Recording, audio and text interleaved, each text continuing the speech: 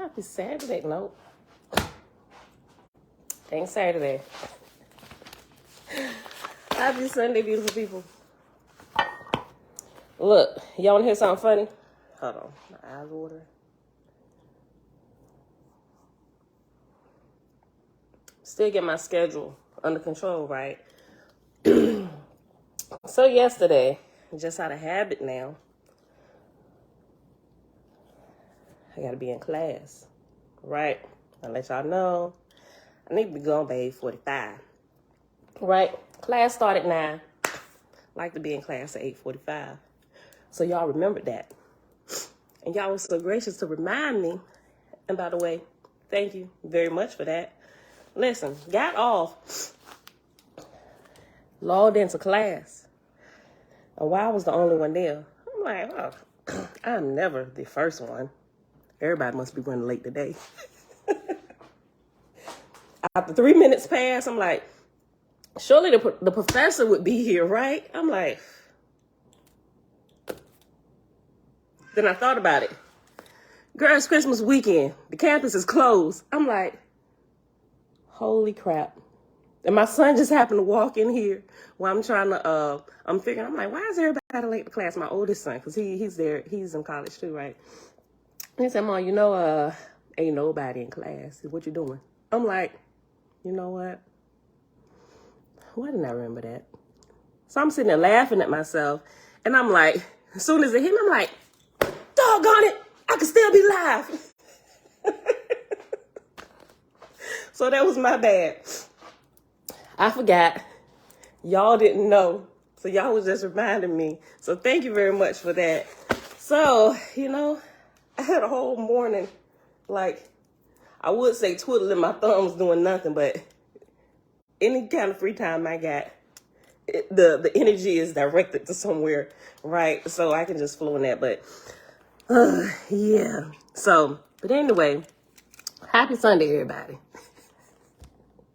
Let me go back up. Vinette Shalom. Owaski College University, top of the day. You know what? I be wanting to say your real name, but I don't be wanting to screw it up, OCU. So it's like Omian. It kind of look like Damien or something like that to me. You might have to give me a pronunciation guide on how to properly pronounce your name, or point me to a video that you did where you said your name, and that way I can hear it correctly and I can pronounce it instead of just keep calling you OCU all the time. Like, y'all can call me Pam, right? That's my name, Pam. This is Awakening Truth. It's just what we do here. Pam helps you to awaken to the truth. Auntie Belinda Brown, hey girl, hey Grand Sunday. Shebrew, all praise to the Creator. Oh, that's a good question. We'll come back to it. OCU. Kendra, shalom, shalom. Ema, Grand Rising. Bless up, Dawn, peace, love, and light, family. She said, I spent a lot of time yesterday researching. I love researching, pondering. We gotta go back to your question. Okay, hold on. I'm gonna say hi to everybody. Mom, shalom, shalom. Oh, yeah. Hold on. Screen jump. Jamia, shalom, say shalom. Hannah, peace, love, and light. Elijah, peace and blessings. Yes, may the Creator Yahuwah be with you all.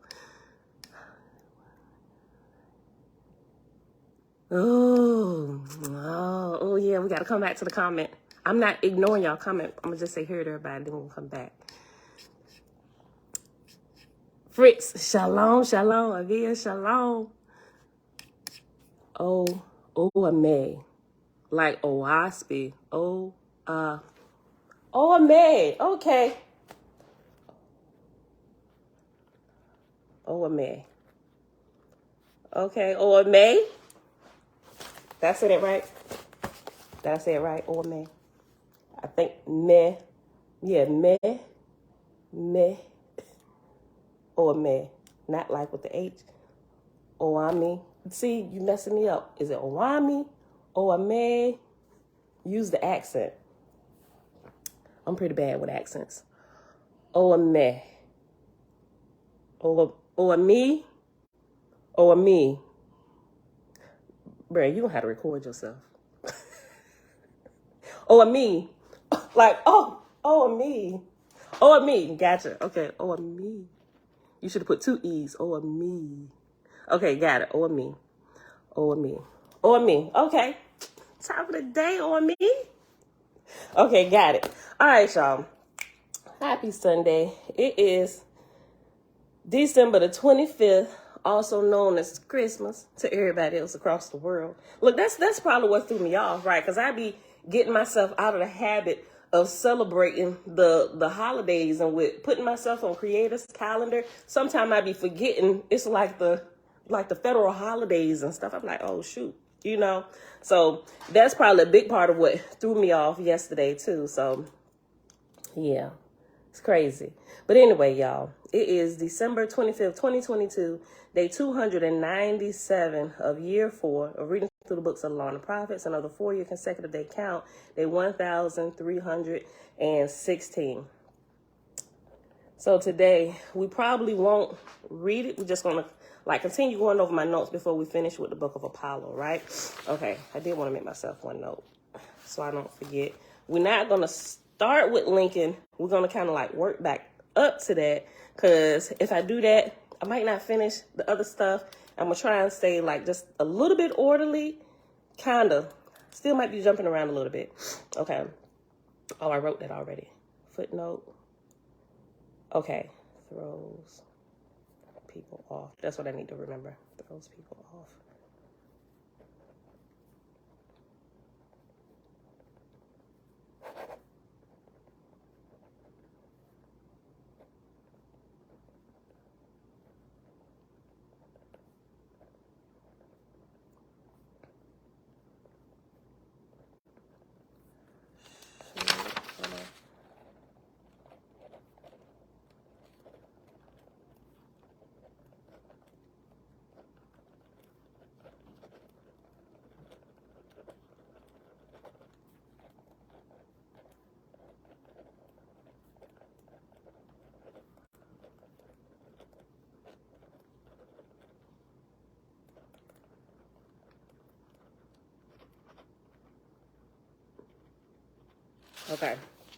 Okay.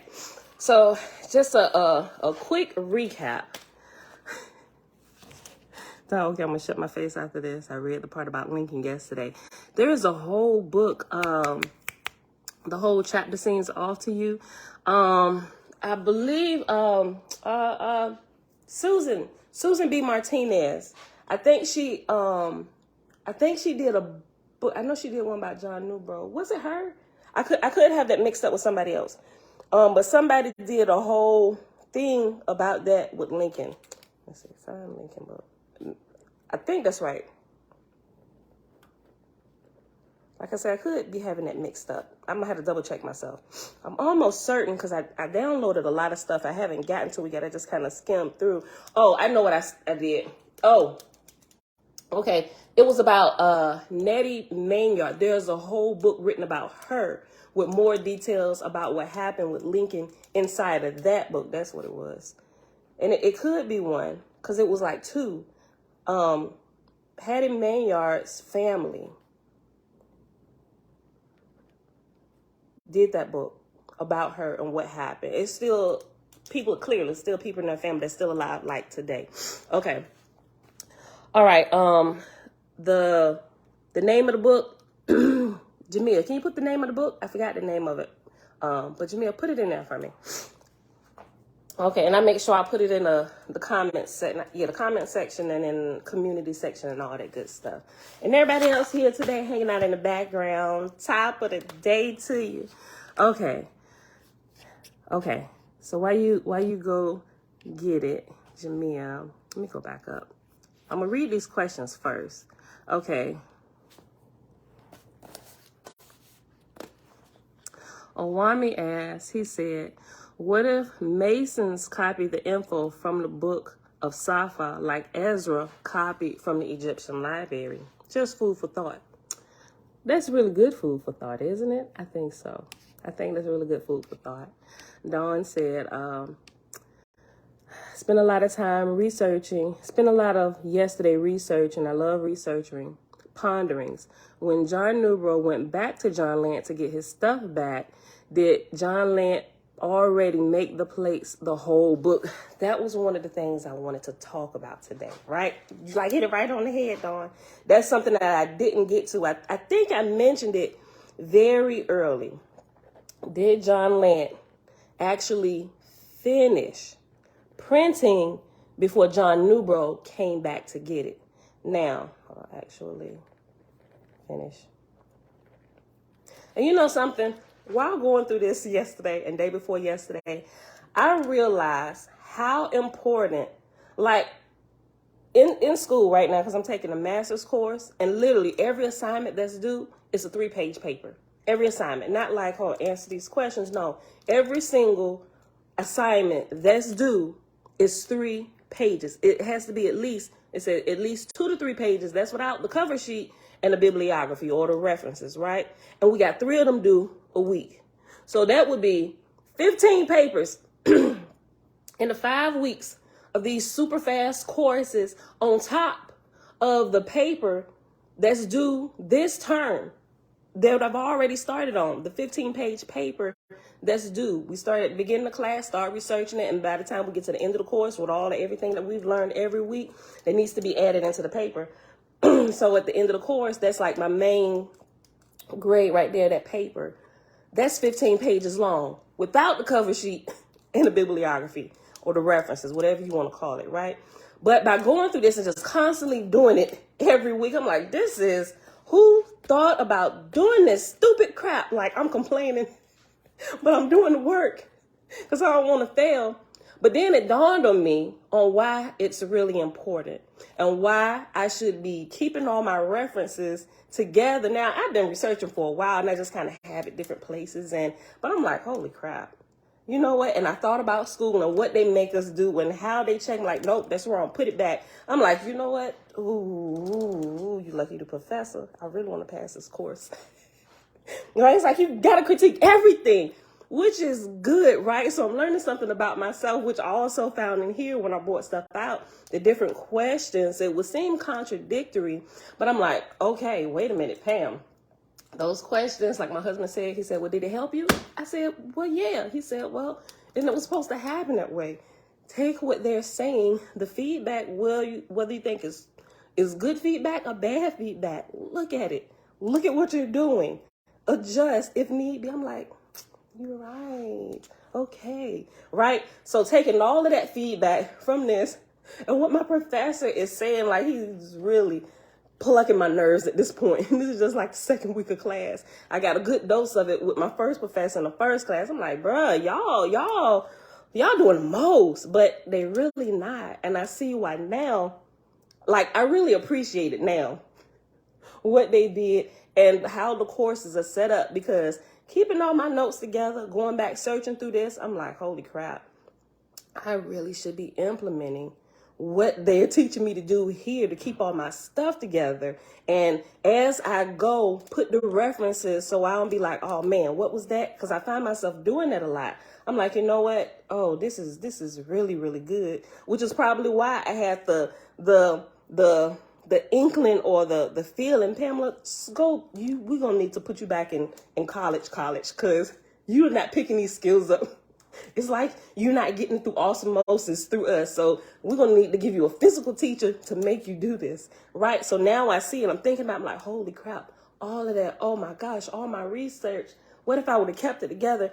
I could like present a book of findings to y'all at this point with all the stuff that I've done, right? So I'm glad I'm doing it now, because all this with OWASP, I can keep this stuff together.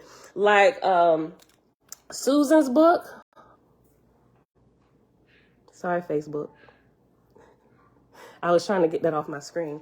Like Susan's book, her book is, and not just hers, but hers was the first book that I really realized, like on purpose, the bibliography and the sightings throughout the paper. Like she did a really, really good job with that. You know, with my notes and stuff and all of this pulled together, I should have started doing that with all this stuff that I got so far.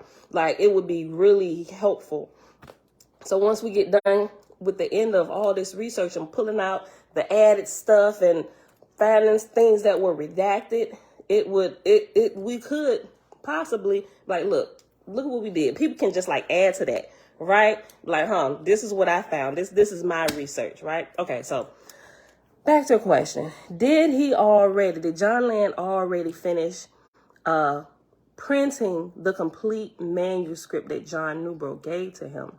Now, like I said, that is something I'm not quite sure of, but something that I was going to do today was everything that we have in the John Lant plates, right?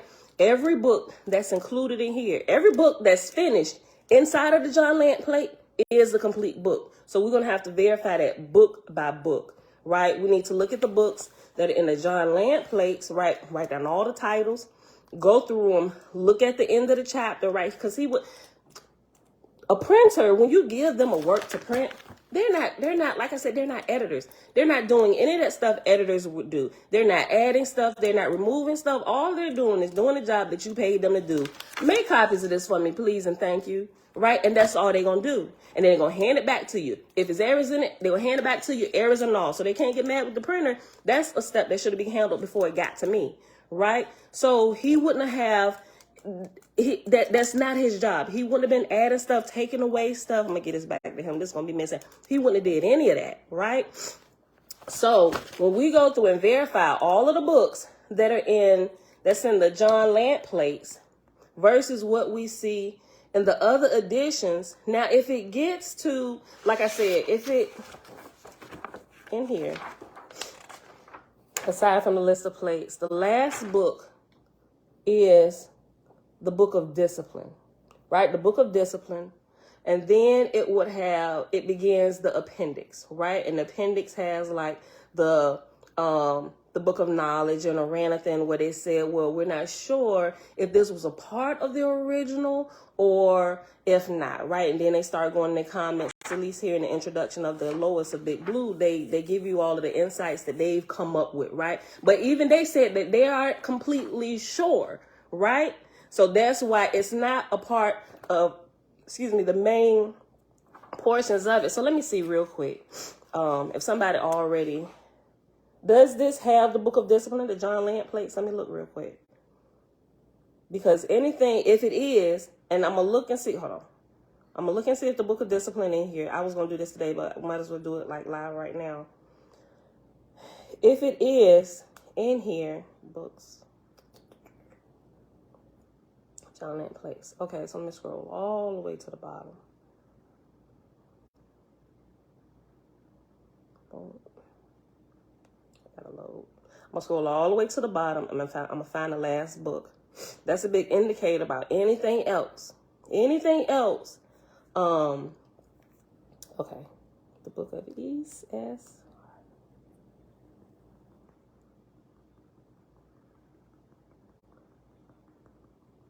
And I could have did but it be acting crazy. Sometimes I could have just boom hit the last page, but sometimes it has a mind of its own. Hold on, let me see. Yeah, let me see. Oh, shoot. Okay, 6. Hold on. Okay. Book of Jehovah's Kingdom on Earth. Notes taken.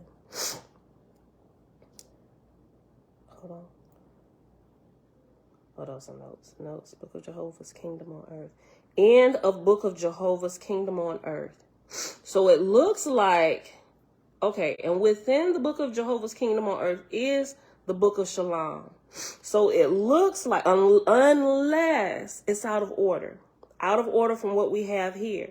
Now, I've seen a couple of things, like some titles that were removed from some books, and they were put within the mix of other books, like that Anubis chapter. It was put in the Book of Wars, right? And directly under it is the list of the degrees of the prophets and what each level, which degree, it gives a definition of each degree and the level of wisdom and all that they knew how to do in there. And what we saw in this is not found anywhere in the John Lant plates. That I'm 100% certain that comes from Masonic rites and rituals. We verified that the other day. That whole section, with them talking, going back and forth, walking through the whole ritual and stuff, that comes directly from Masonic literature. Okay, so all right, end of the history of Shalom. Shalom is in here within here, but we haven't gone through this line by line yet. So what we need to, okay, so it starts, okay, last book, I'm gonna put Jehovah's Kingdom. And if somebody figured it, somebody let me know real quick if you found the book of discipline within here. So if we don't find the book of discipline in here, that means either before he got a chance to finish the book of discipline, John Newbro, that's when he came back, meaning that this was in John Lant's possession for a good little while, right? And I said a good little while because of the process of actually printing back in the 1800s. Like I said, I watched videos on the printing press, and he either had one of the two, the Ford one or the Gutenberg one. And I think the Ford was a small, it was sort of like the Gutenberg, but those were the two back then, which he would have had in New York at that time. And it would have took them a little bit of time to go through this process. And for him to get through as many pages as he did indicates to me that he had the manuscript for a long time, right? So this long time he had, I'm sure John Newbro didn't shut his mouth to his Masonic buddies.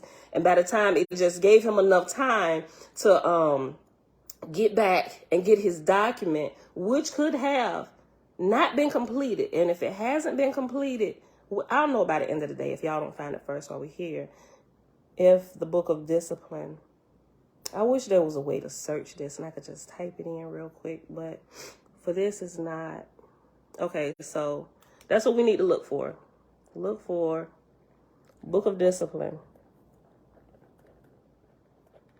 Book of discipline inside of the John Lant plates, right?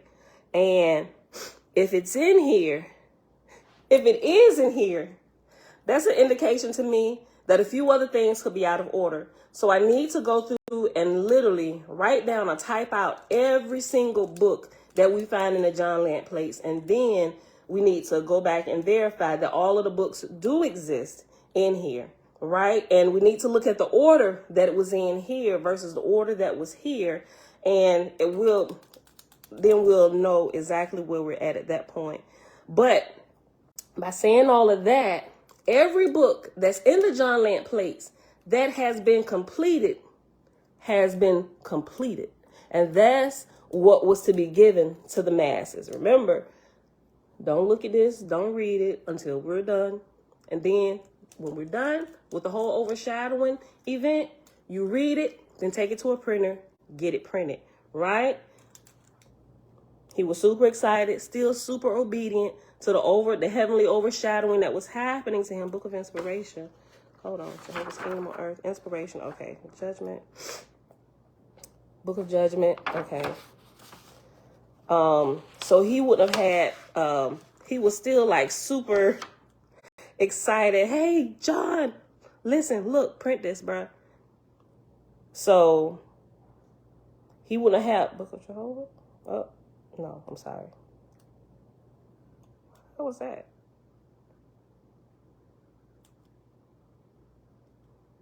Is it out of order? 34, 35, 30. Okay. Unless that's... Okay, so in the John Lant plates, the written page number at the bottom is page 564, right? At the top, it says Book of Jehovah, but it jumps. If you go to the page before and the page behind it, it's lodged in between the Book of Judgment. So either the Book of Jehovah at the top is a typo and it should be Book of Judgment, or it's not a typo.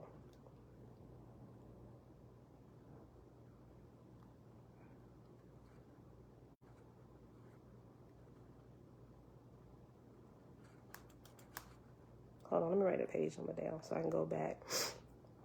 Just by looking and scrolling real quick, I want to say it's a typo, but I got to check everything out now. Page 564. And it's lodged between Judgment. Okay. So it's going to take me a while to do that, to go through. I'm gonna put it in the order, and once I get done, I'll I'll post it. I give you the order of what I found, and then we'll post. I can copy and paste the order. Well, I don't necessarily. I can let you know if it's out of order from what we see in the recent 2 versions that's been printed, right? And then we'll find out if it was a complete work. And once we find that out, we'll know about everything else that was added, right? Or taken away.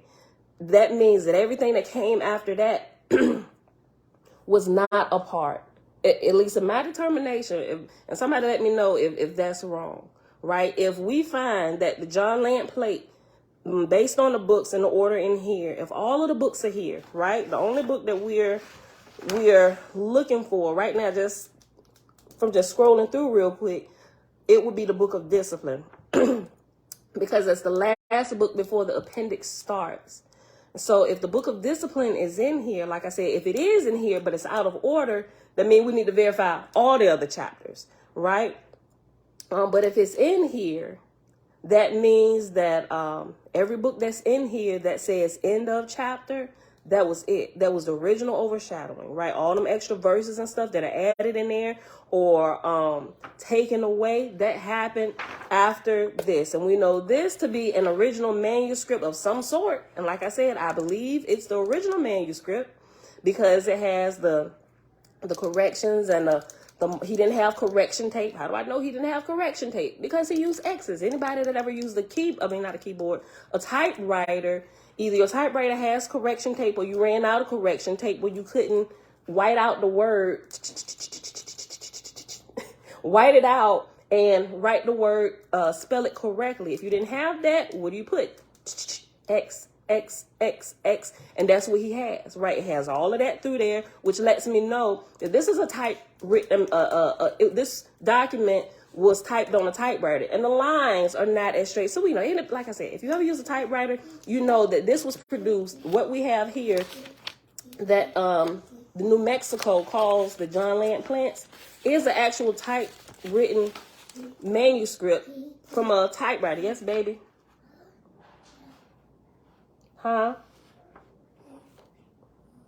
I don't know what you're saying. I don't know what you're saying, Tootie.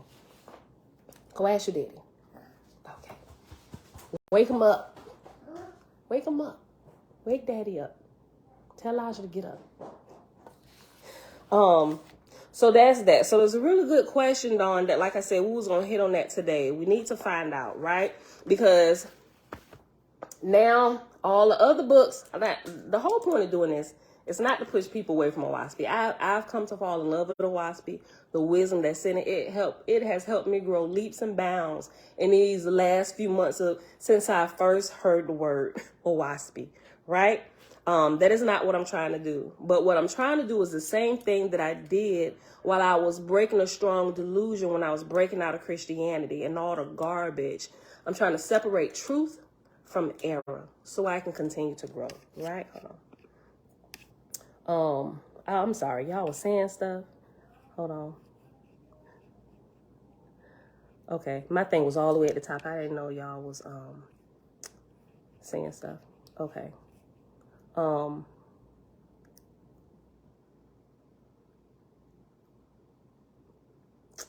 I just saw your paper, right?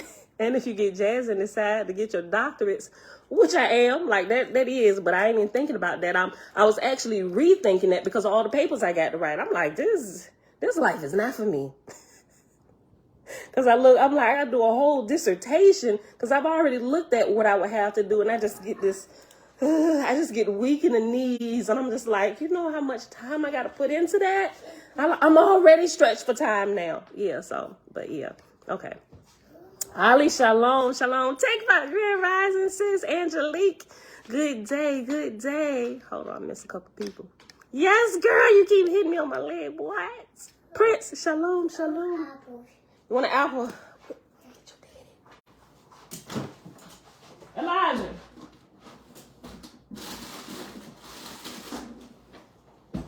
There you go. Welcome. Okay, so with that being said, we'll know every book that's completed in the John Lant place, that means it's complete. Like I said, it's complete. Everything else that comes after it if we find, now, let me say this. If we find, because we have to remember this point, if we find that the book of discipline is not in here, right? We got to think about all this stuff. If we find that the book of discipline is not in the John Lant plates, that means that he wasn't done. And if he wasn't done printing everything that John Newbrough had originally given to him, that means that some of these other books could have absolutely been a part of the original overshadowing, right? Which would make sense now that they get them, they find them, they're trying to add them to them, right? Which I don't think there's a problem with that. I've read through some of the ones that's not a part of this already, and I'm like, man, that's good. It seemed like right now the tone seems like it's the same, but I haven't read through it enough to really figure out if the tonality has really changed or not, right? Because that's something that I didn't get. Now, I know I'm a lot sharper than what I was when I was doing this through Christianity, but when I was reading through the Bible a lot, and remember, I was reading through the Bible, if y'all been with me for a while, I was reading through the Bible once every 90 days. Not just New Testament, Old Testament from the Old Testament, from Genesis to Revelation, every 90 days. But what we were doing at that time, sometime I would have the time to actually sit and read, but when I didn't have a chance to sit and read, I would listen to it. So it was always in my ear, right? So every 90 days, and what I would do then is I just give like a 15-minute video summing up the reading for that day. I had even given a list, breaking out how many chapters. It's about 10 to 11 chapters a day that you would read to be able to read through the entire Bible in 90 days, right? So I gained a lot of wisdom by constantly doing that. And by doing that way, I was able to pick up the tonality changing. And I did that for a couple years. So I read through the Bible, God knows how many times in those years. And by constantly listening to something and reading a document, like I said, you begin to notice the discrepancies. Wait a minute, the voice has changed. And when I began to pick that up with the Old Testament, I was like, wait a minute, because at that time I was Torah only. I had completely pushed the New Testament into the trash can. I was about to set it on fire, but I didn't just yet because I still needed we need a shenanigans box. Take it out the trash can, put it in the shenanigan box. So I put the Bible, the New Testament, in the shenanigan box, right?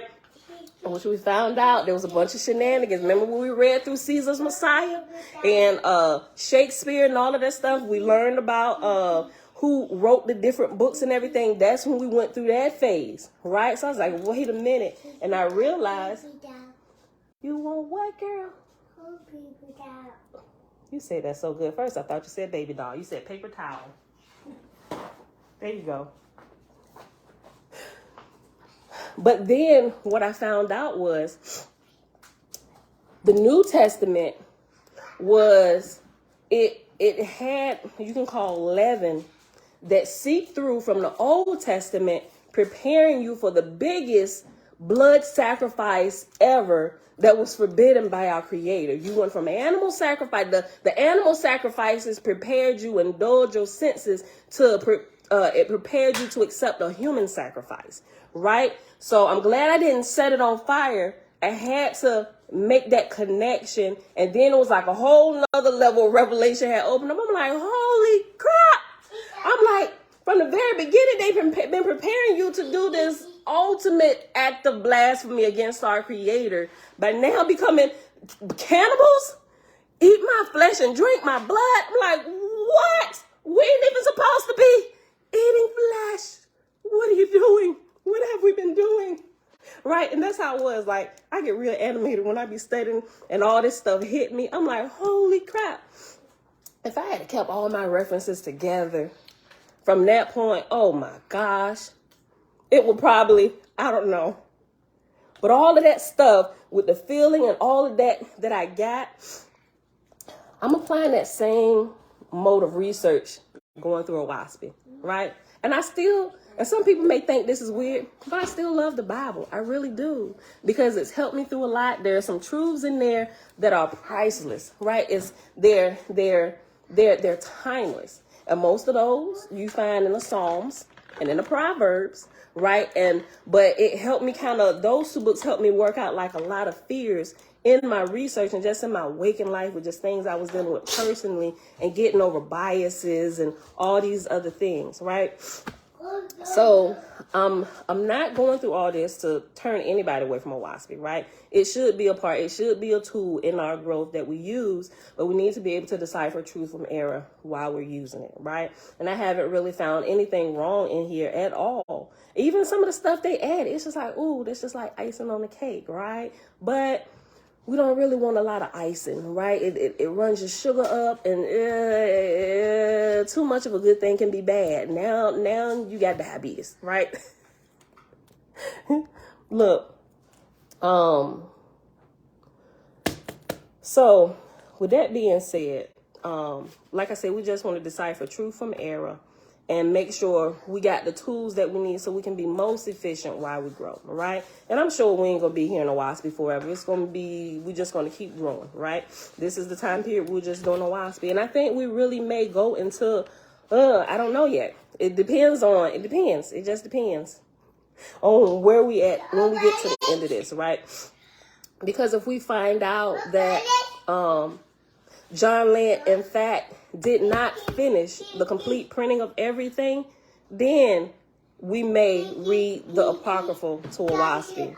But if we find the book of judgment within here, along with all the other books that we see here, that means the work was complete. He finished the printing. And everything else from that point has been added by man and other spirits that were helping him pen stuff, right? So that's what we're doing at this point. Okay, what are y'all doing? Put it down. No, don't open that.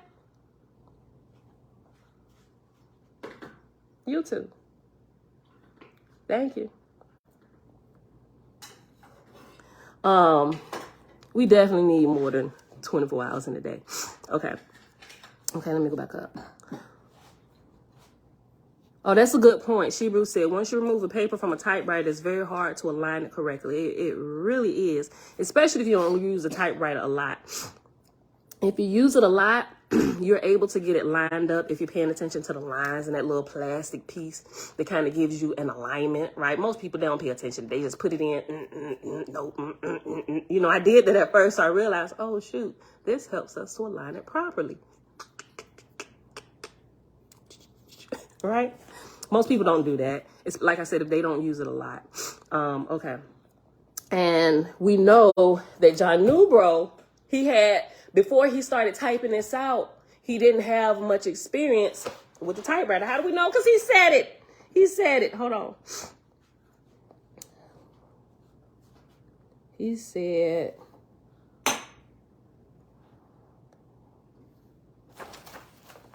hold on.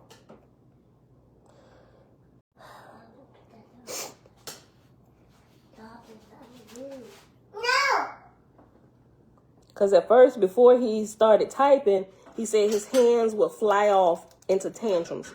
And that still happens a lot. It's automatic writing. People still do it today. You got some psychics online that got YouTube channels that do it. They do it live while they're talking to people. They hold, not seances, but meetings, contacting spirits and stuff. And their hands just get to writing, drawing.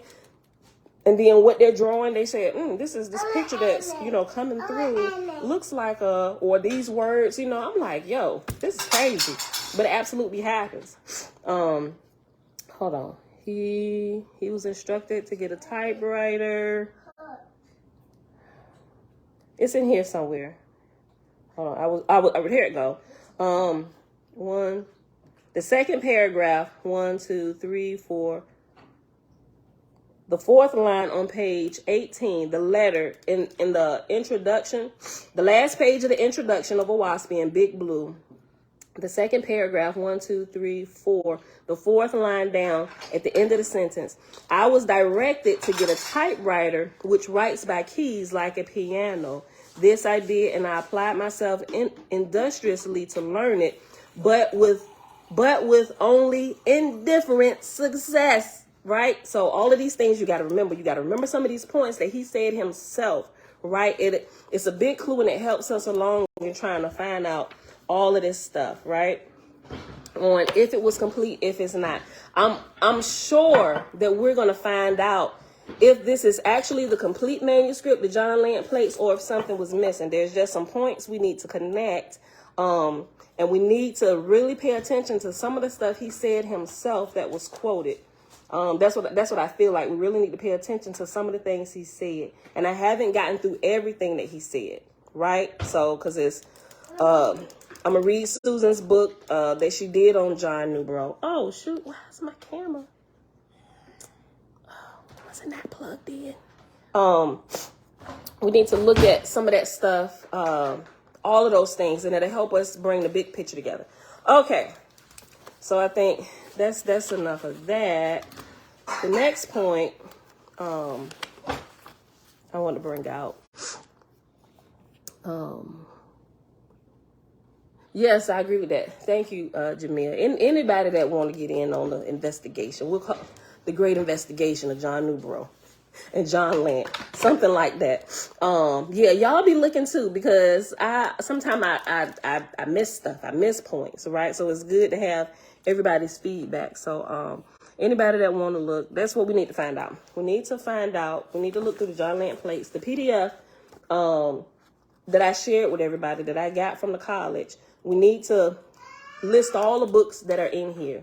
And we need to verify those books against the ones in the current printed versions. And we need to find out, is the book of discipline inside of the John Lant plates? If the book of discipline is inside the John Lant plates, it could be an indication that he wasn't finished.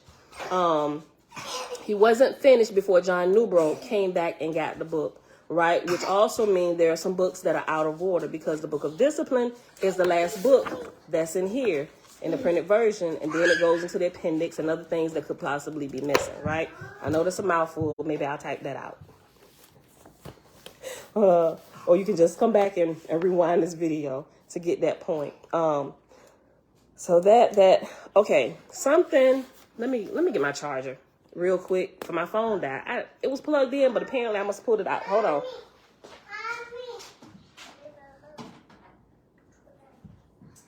Oh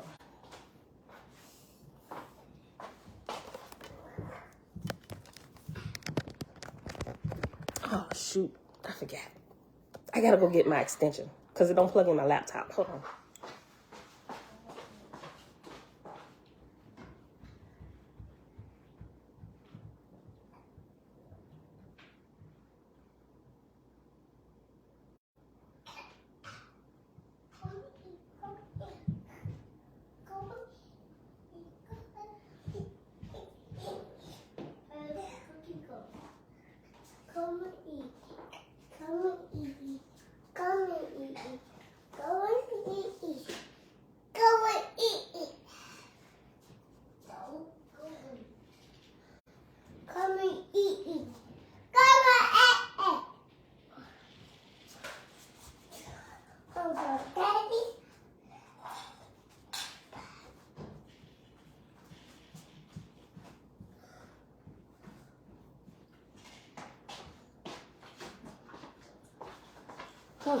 Okay. I'm sorry, y'all.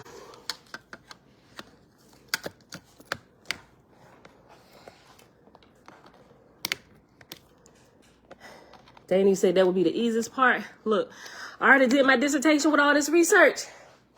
I would. Okay.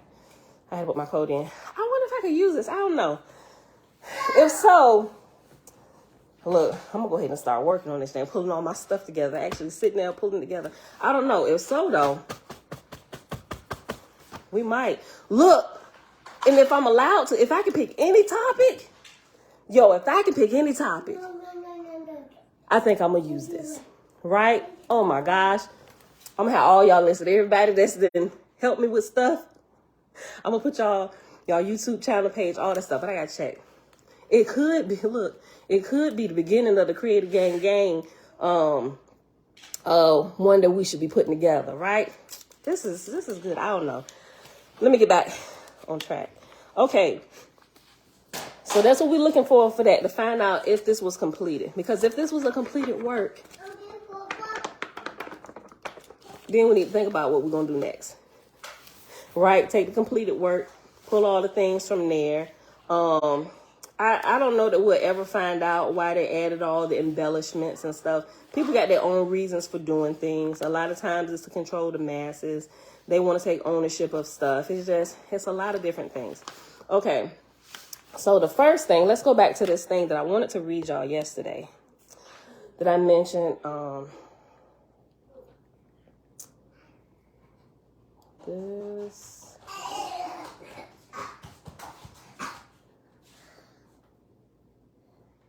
Jim Denning. I think it was this. Yes. Okay. So this, we posted a website yesterday. Hold on. Let me see if I might have to do it from here. You probably won't move. Hold on. I'll post the website.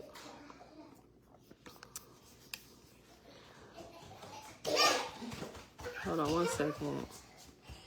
Jim Denning. This way everybody can pull it up. I gave it to y'all yesterday, but just so you know what I'm talking about. Facebook.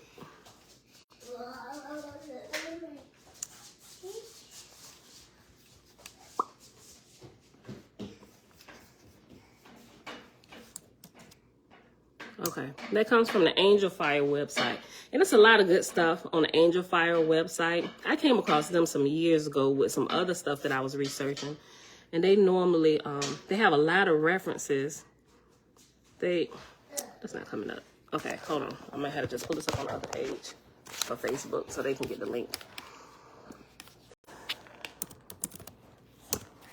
That way y'all can save this or read it along with me, whatever. I don't know. However you want to bring it up. Facebook. No. Let's go to the live. Cancel. I'm sorry, y'all. I really should have had all this pulled up and ready. Okay, there we go.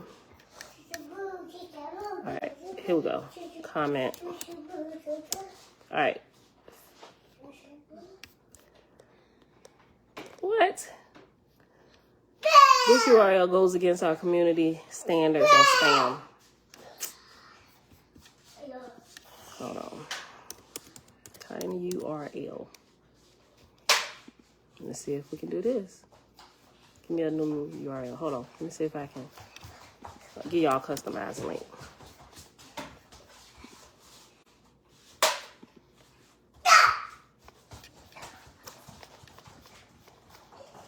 See.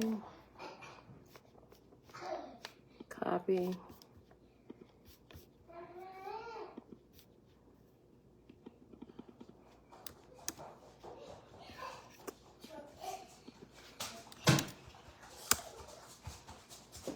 Oh, there you go. It's the tiny URL.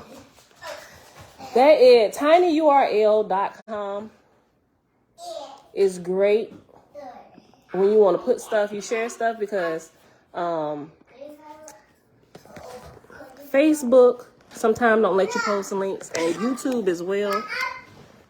And sometimes you got to get past their algorithm so you can share something, or you may have to just type it out and break up the hyperlink and put in like .com, you know, so people can type it in, right?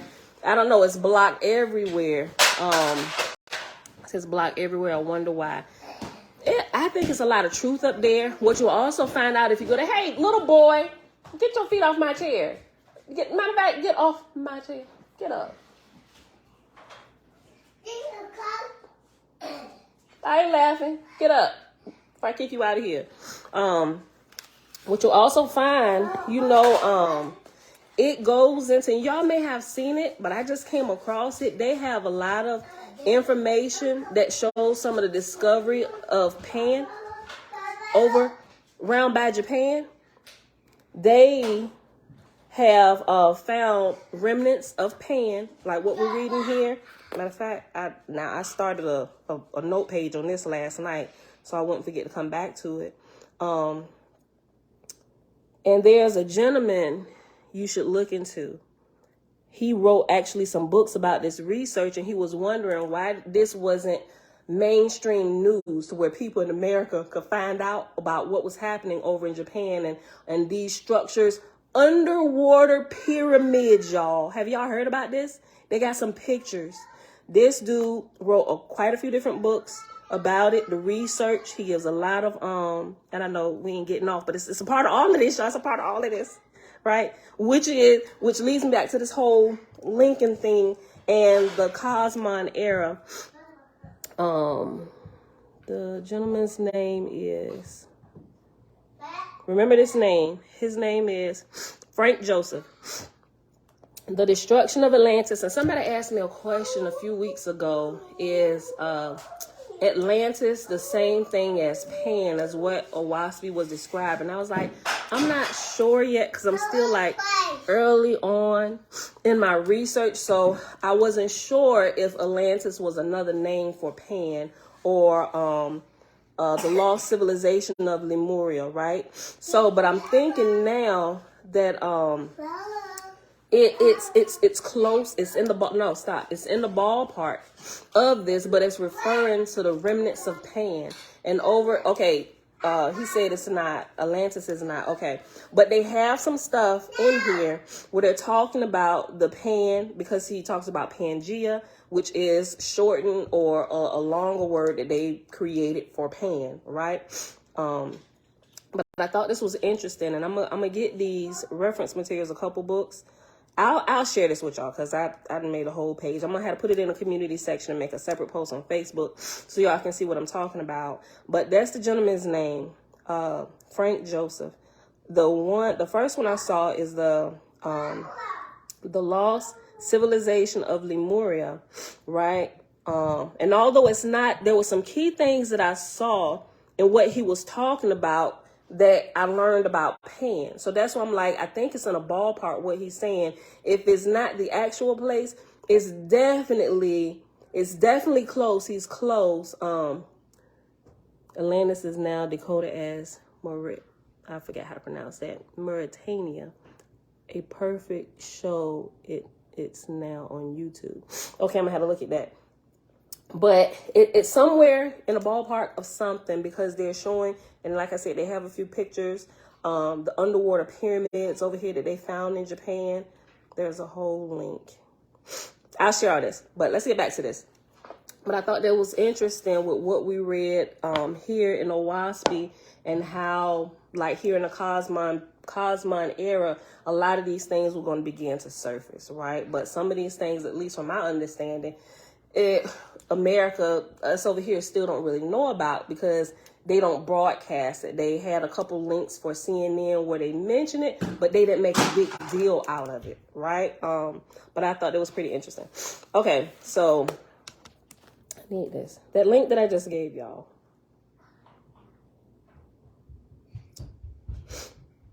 All the way at the top. The Jim Denon letter. And I mentioned this yesterday because it had a few of them names that Cosmon had mentioned in the group chat when he was talking about the different things, and we were talking about the additions and just trying to figure some stuff out. So I just want to read this letter. It says, for the benefit of readers who haven't heard about the missing parts of Owaski, it should be explained that the 1882 first printing of Owaski was not the first version of the book. The very first plates were made during the year 1881 from the original manuscript of Owaski as it was being received. These plates, and okay, so I was about to say something, but then I remember. Okay, so remember, Black Panther represents the original manuscript that John Denon has, right? Put him here again. I don't know that y'all can see that on YouTube. Hold on. No, YouTube can't see it. So when I watched the video yesterday, only the video on Facebook, and that I uploaded to the backup channel, you can see Black Panther sitting right here. So in the video, if you watch it on YouTube on the main channel, you see me doing this. I'm actually pointing to the Black Panther that I have standing up right here, but you can't see it there. You can only see it if you watch on Facebook or the backup channel. So Black Panther was in the video, the whole video standing there like this, right? Okay. So I put him back there, and we'll use these for the two editions that came after it. So everybody just kind of took took it from this first printed version and let's regurgitated what was here and put it in here, added footnotes, and you just got these floating through the world today, right? Interchangeably. This is what we got. These 2 printed editions, and Black Panther is left out of the scene, like the Jim Dennon original manuscript, right? Nobody's talking about that, but they got all of that. Everything that's in here is in here, but with additions and redactions, right? Okay. So he said right here, the very first plates were made during the year 1881 from the original manuscript of Owaspy as it was being received. That wording right there, as it was being received, says to me that as he was typing it out, he was handing it to John Lant. But we know that's not the case. But that's the wording in this is really, it's strange the way this letter is worded, based on some of the other things we know, because we know that's not the case because it didn't go to the printer until after the whole event was complete. Then John Newbro read it himself, and then he gave the completed work to John Lant, right? Okay. The very first plates were made during the year of 1881 from the original manuscript of Owaspy as it was being received. These plates were made by Dr. Newbro's printer friend, John A. Lant, whose print shop was located at 207 to 209 West 41st Street, New York City. John Lant died January 1913 at Florissant, Missouri, but not without leaving ample evidence that he was indeed the first to make plates for what was to have been the first edition of Owaspy during 1881. But his plates were never used. He took proof prints of each plate as they were made and saved them away, right?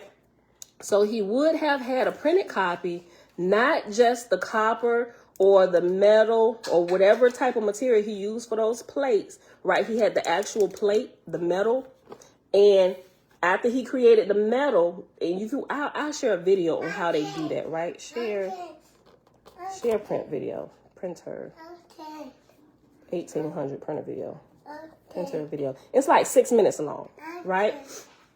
He would have actually had 2 copies, right?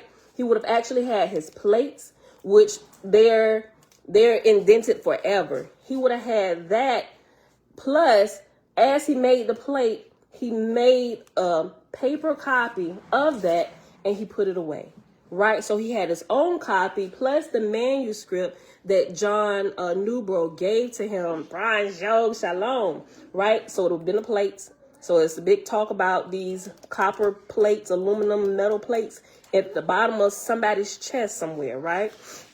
And that's what they're talking about, the actual pieces from the printer, right? Because you couldn't use them for anything else. You couldn't reuse them. They would have been just for that. Any more copies, we put this in the archives. Any more print versions of this, we'll pull them plates out. But you can't use them for anything else, right?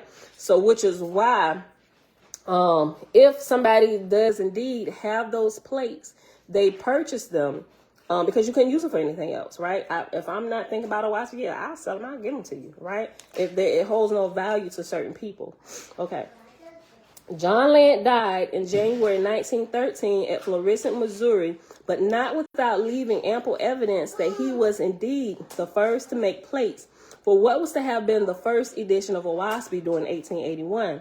But his plates were never used. He took proof prints, the actual paper, proof prints from the metal copper plates, and he kept that and saved that away and gave John Newbro his original manuscript back. Here you go, buddy. He took proof prints of each plate as they were made and saved them away. Then it just goes into the next editions. The 1882 first edition of Owaspy was actually the second version printed from totally different electroplates.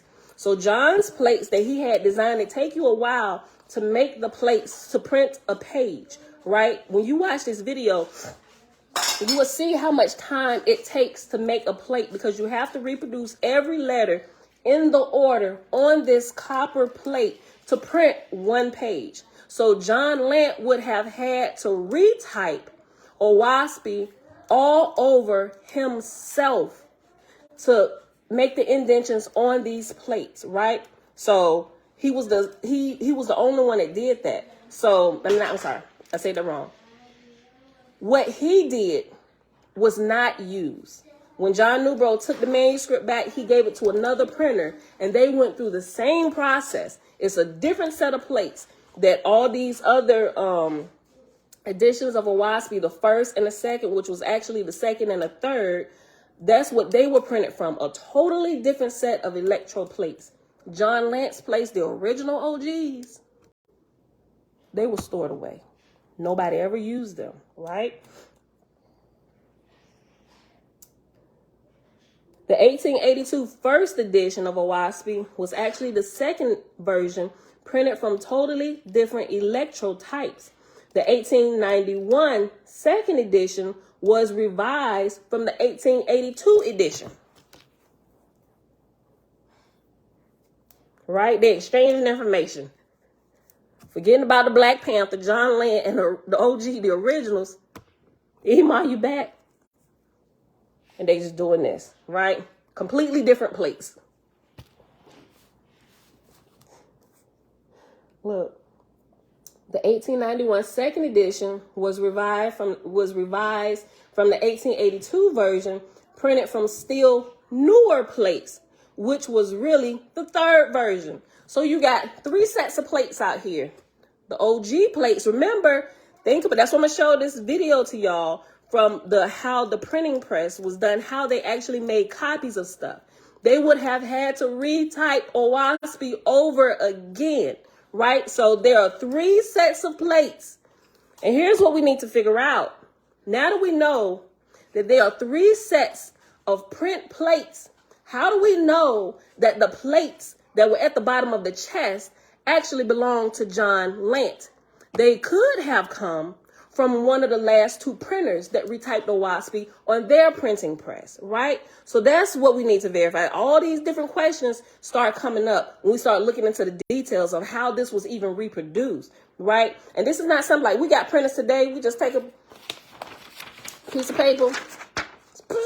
There you go. You got a copy. You could reproduce a whole book in a matter of an hour, probably less than that. And sometimes you ain't even got to do this. You ain't got to do the manual, which is what New Mexico State University had to do with what they had to send to me because it was so old. What we can do now, we can just take a stack of papers because the way technology has advanced, and we can just sit it on the top in the scanner and now you got your book in less than a minute, right? There was a longer process that happened.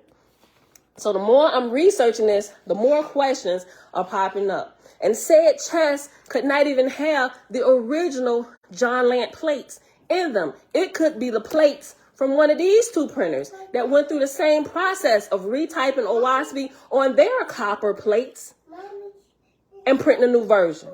He typed it out. And then when it went to the second version, the 1891 edition, they had to go through the same process. And it said from still newer plates. There's 3 different sets of copper plates from 3 different printers.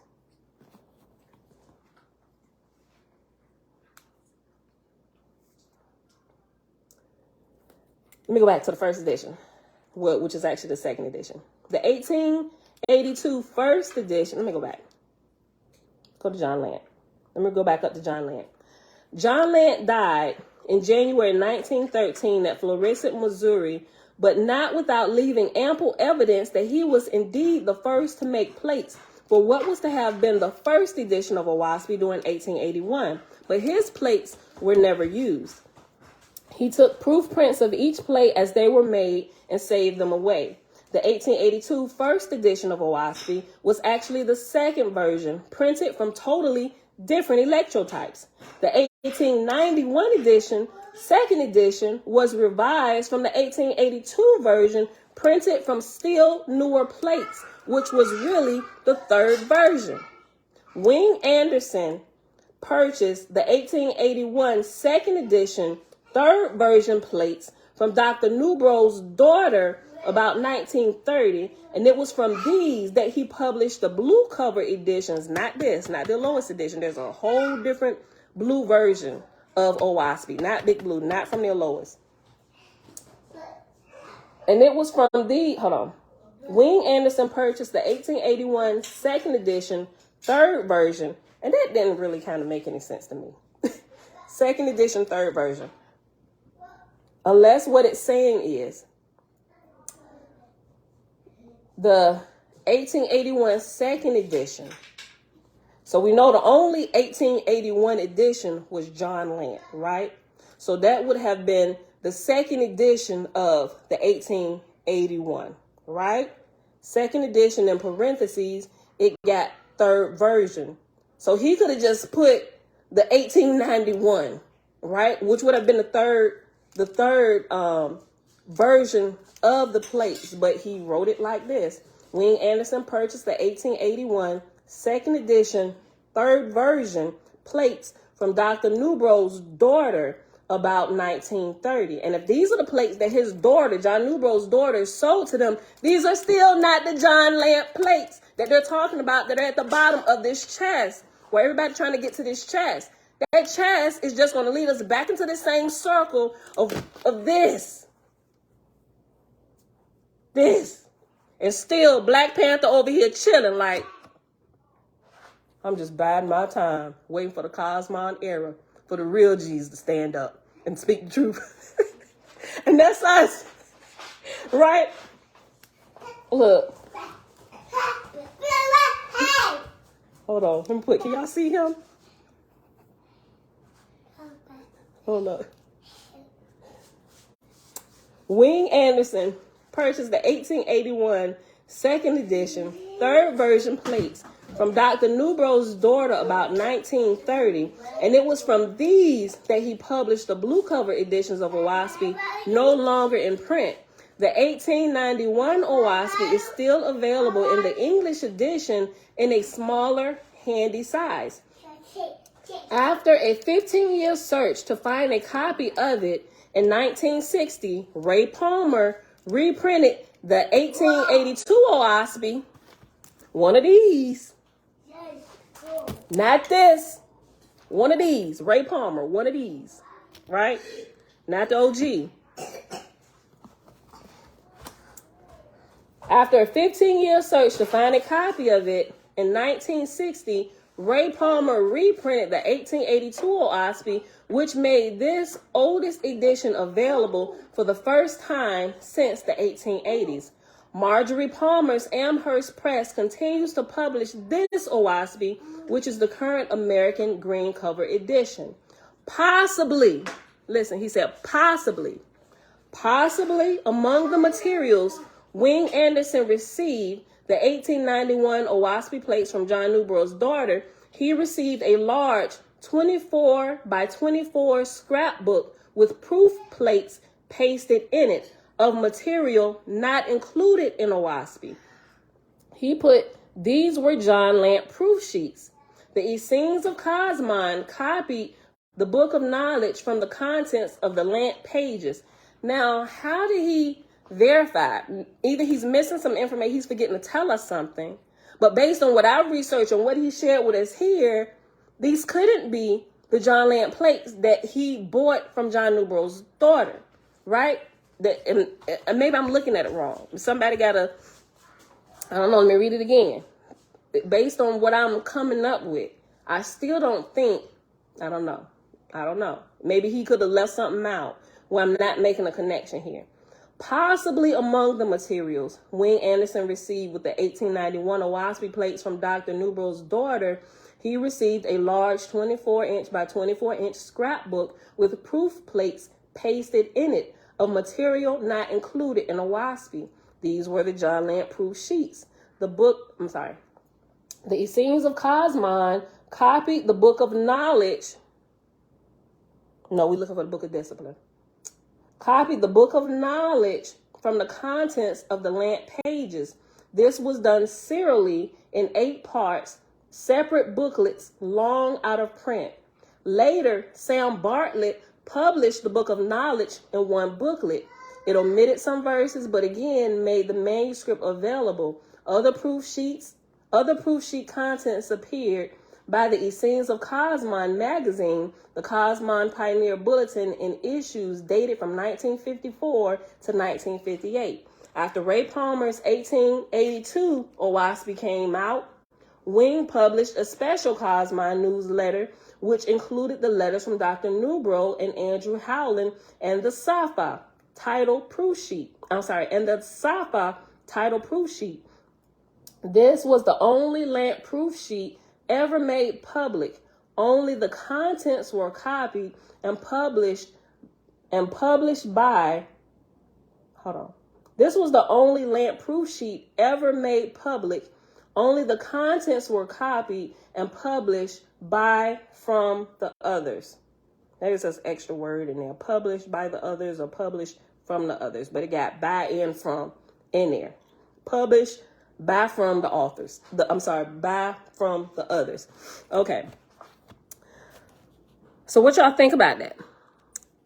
Who is the elite society? He asking. Okay. Look. Okay, that was a different thing you was asking them. Okay.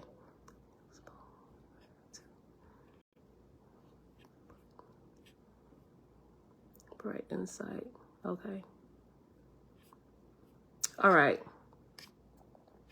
So that right there is what I wanted to read to y'all. So now we gotta, like I said, we gotta think about all three sets of plates. And the plates that are at the bottom of said chest is probably not this, right? But it could be. Let me take that back. I just thought about something. It could be.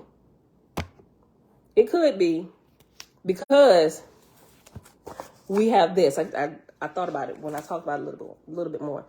It could have been, right? Because we have this that is missing a lot of this other stuff that has been added into it, right? So it's possible. Thank you, Tabitha. It's possible that they could have had it, right? But I got to do, it's on my list to do, doing a little bit more research into John Lant's printing press. And the address, I'm literally going back looking at it because it gives us the address where his printing press was, right? So I'm going to reach out to some people, just do some research online first to see if I can find a number, just to see if we can kind of track something, see if there's like a family lineage or something, because somebody would know, right? Somebody would know, right? Especially with the big hoopla going on about this. Somebody in the family probably is passing a story down to somebody, or it was written somewhere. Just like what we found out about Nettie Maynard, right? Her name wasn't big, but come to find out, she was President Lincoln assigned prophet, so to speak. And there was a lot of details that was going on that happened with the Emancipation Proclamation, all of this stuff, right? So this is not like a quick research. The more I research, the more I got to research because different points are coming out. Okay, so I wanted to read that. That there was something. Yes, baby. What? You want a waffle? Yeah, I ain't about to cook yet. I'm going to cook when I get done. Y'all keep coming asking me for food and your daddy right there in the room. Huh? Go tell your dad I said, get up.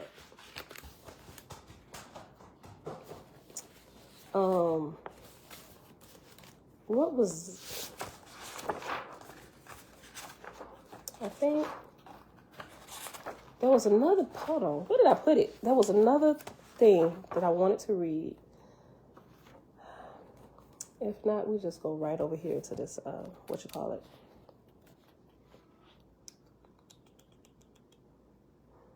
Hold on, y'all. I'm forgetting to tell y'all something.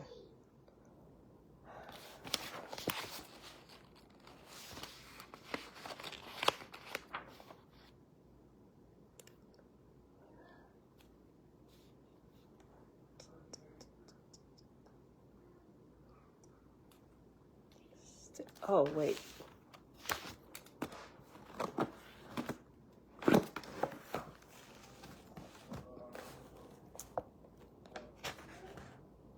Nope.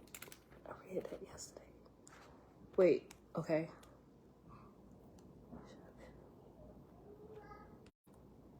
John Lant.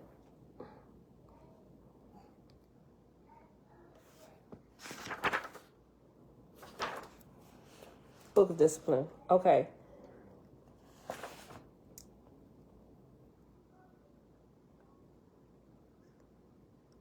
There is...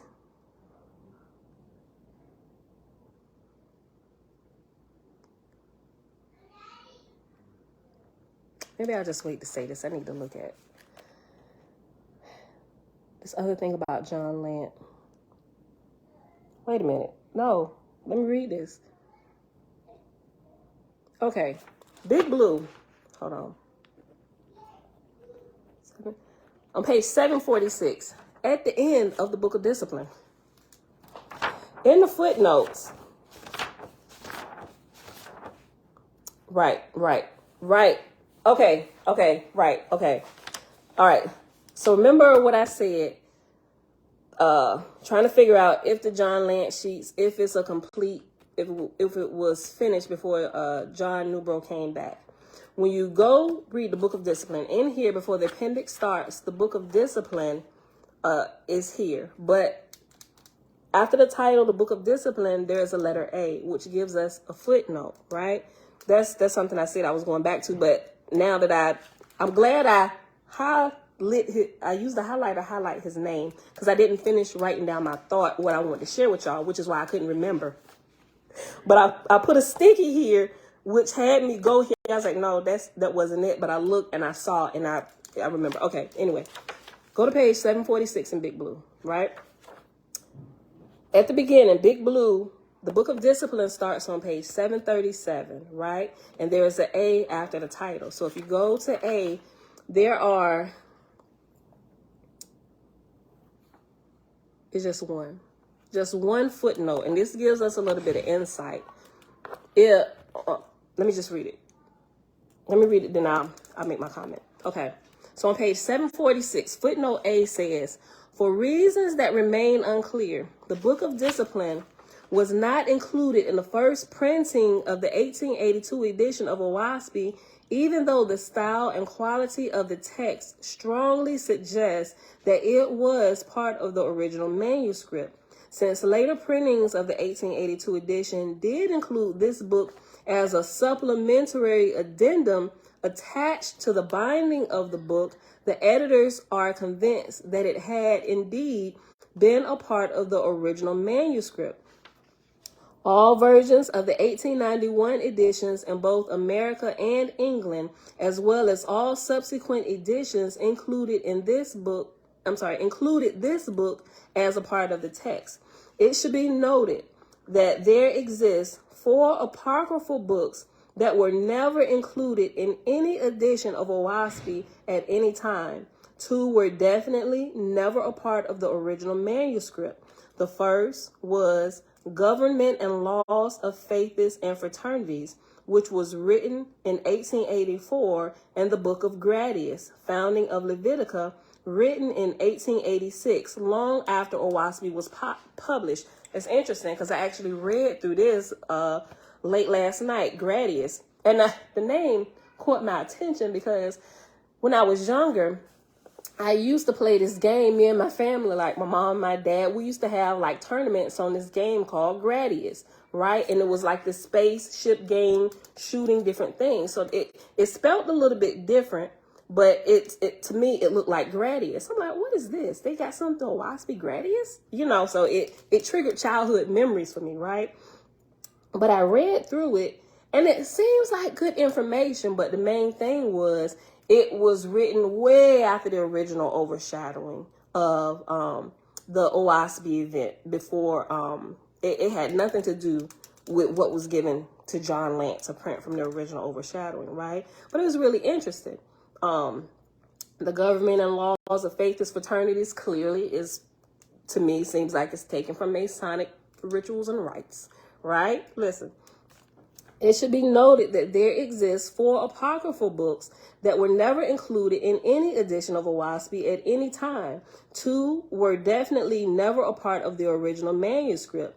The first was Government and Laws of Faiths Fraternities, which was written in 1884, and the Book of Gradius, Founding of Levitica, written in 1886, long after Oahspe was published.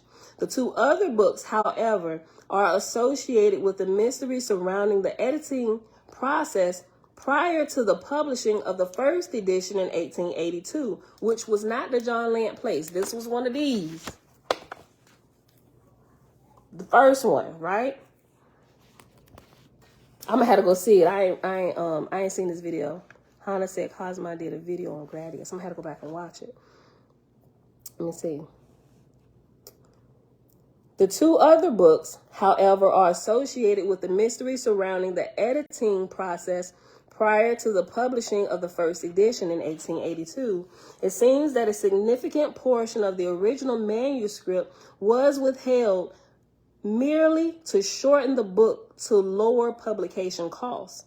Andrew Howland, for example, noted in a letter that Bond's Book of Praise was perhaps twice as long as what was published. Also, it is notable that the caption below plate number 65, Aries, in the 1882 edition of Oahspe, directs the reader to refer to the Book of Japheth, which no one, to the editor's knowledge, has ever seen anywhere at any time.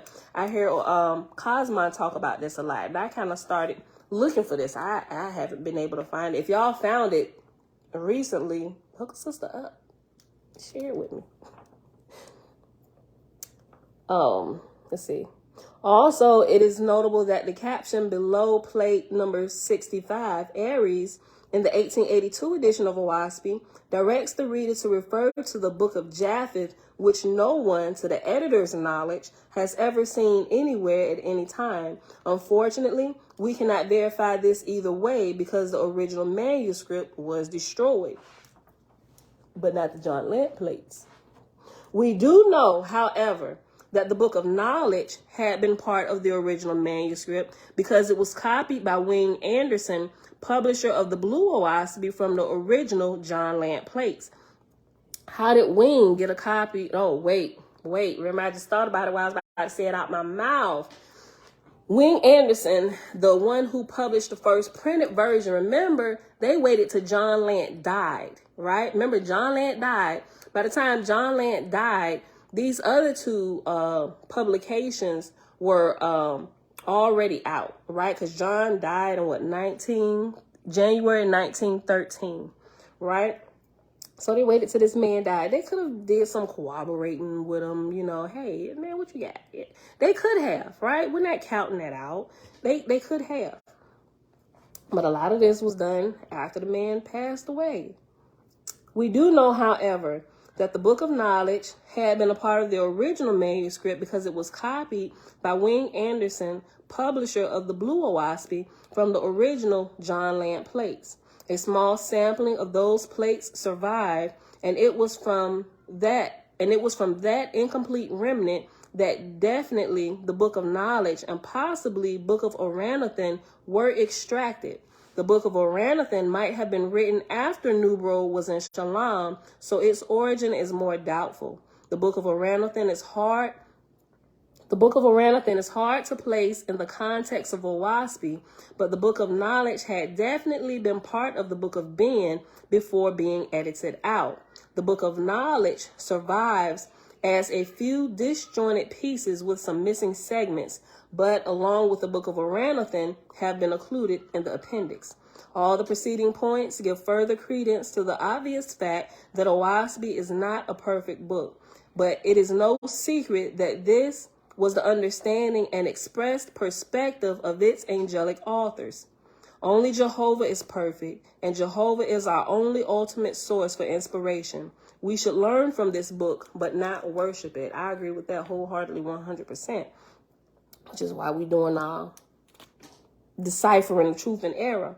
Even though the title says the words of Jehovah, it is still, at best, secondhand information having been interpreted through and transmitted by the angel host to a medium, John Nubro. And don't let the medium throw you off like, oh my God, he in witchcraft.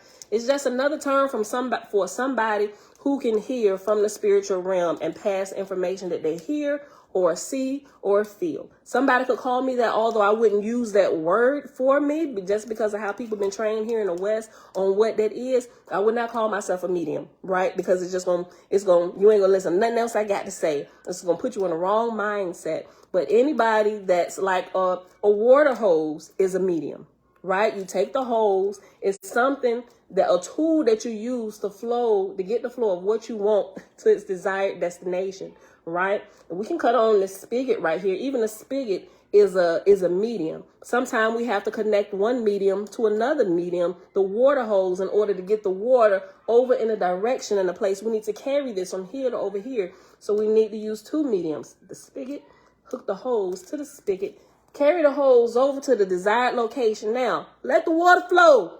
People, getting wet outside and stuff. Sometimes people get hung up on words and they can't hear.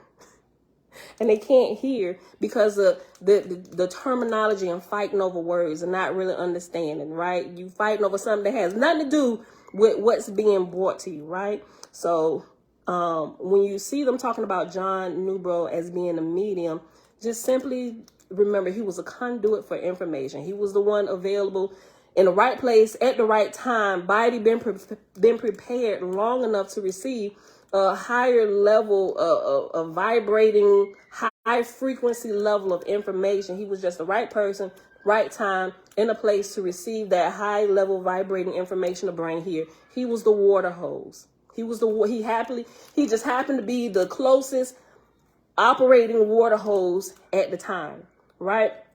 But the angelic hosts who were transmitting the information, they knew of his Masonic friends, which is why they told him, do not read it until it's done and take it right to the printer, right?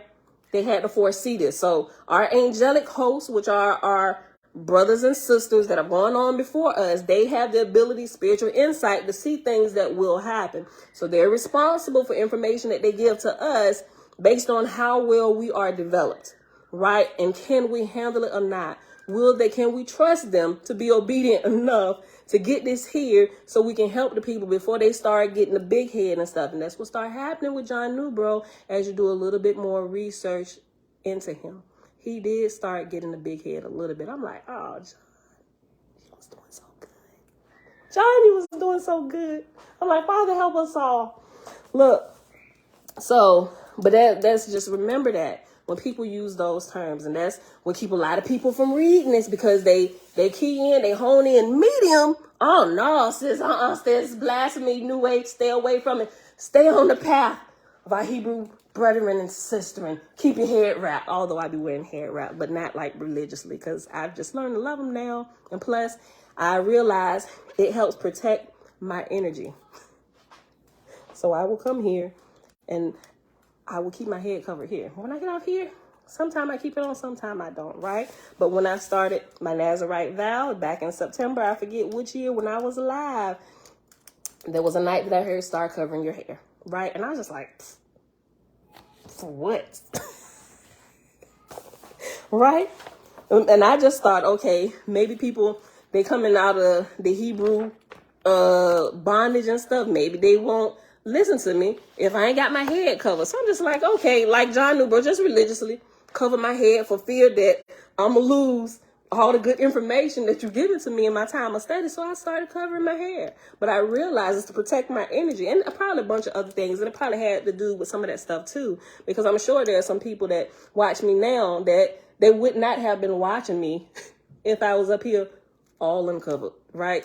If that make any kind of sense. It's foolish, but whatever. But anyway, I come to love it. Sometimes it's just, I might be having a bad hair day with my locks, and it's just like, I'm covered up, I'm oil it, and let's go. But anyway, let's go over here to the book of S. Where we at?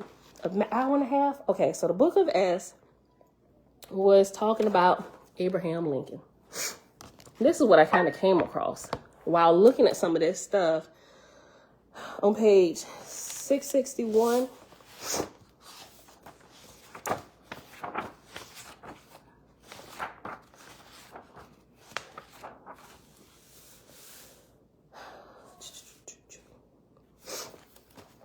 And if y'all haven't read this, y'all really should go and read this if you've been here You familiar with this story?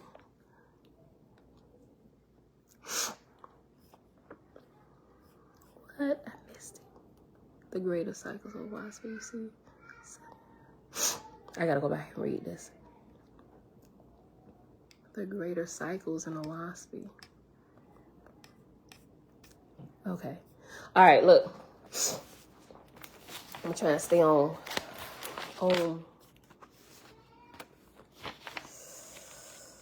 right. 661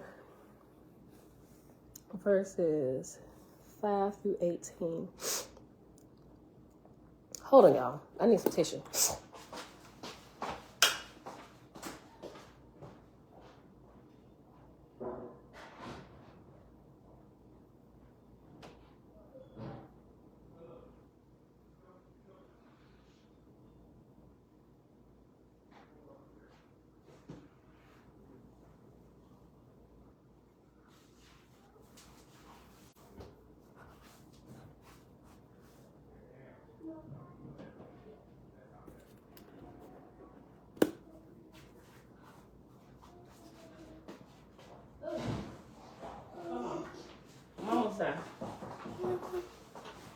You gonna let me up here first? I'm using it. That's why I got it right here. Girl, don't start with me this morning. Okay, y'all. No, Tootie, I'm using this. Okay. I'm not using it, actually. You what? I'm not using it, actually. Actually, I am, but it's just sitting right here for the time being. I needed to pull up something. You need to go put some Carmex. Go wash face and brush teeth, all that stuff. Okay. So the Book of S, right? Book of S starts on page 642, right? So while I was looking, okay, that's the note. While I was looking up something, while I was doing my samplings of the different, like quick samplings of what's in Big Blue versus what I found in here, I was just pulling out random places to see if different scriptures and stuff was missing. And I found little small things. And yes, Bella? Can I get one of these strawberry sticks? Strawberry sticks? What are you talking about, strawberry stick? I mean the things with the topping. Oh, you talking about Dad's ice cream. I can get one. You know what? I did buy y'all a box. But you can't reach it. If you can reach it out there, because I know you can't get it in the other one. If you can reach it, you can get one. I can't. Right, see, but I'm not about to go out there right now. So you're going to have to wait a minute. I'll give you one, but you're going to have to wait. So there was, like, they would add a couple things, like, and to where, like, in Big Blue, it would say, like, Apollo. It would change, it would like have added Apollo, like to make it more decipherable who the particular God was, to whereas in the John Lant place, it just had like God, right? But if you would read it, you wouldn't have gotten that mixed up by reading through the John Lant place, because you would know the way it was typed that it was talking about, Apollo there, right? So little different things like that. Son, I'm still live. Go look at your face. Go wash your face and stuff. It was just little things like that. But when I got over here to the Book of S, I was like, let me go to Gautama and see what they said about Lincoln. Let me see if anything was changed over there, right? Because that pertains to me, to us today, right? So I noticed on page 661, and I'm going to read verses 5 through 18. Did I print that out? Nope. I was looking at it here. Okay. Let me pull it up. I gotta pull it up. Book. It was...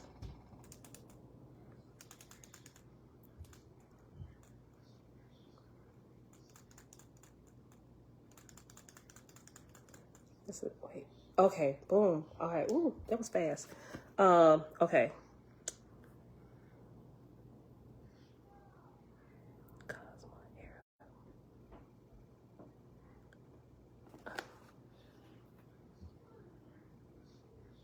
All the slaves were free. Boom. There we go. Lincoln. Boom. Okay. All right. In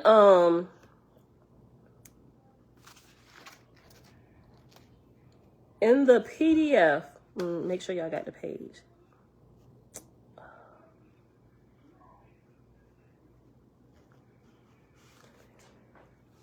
Lincoln.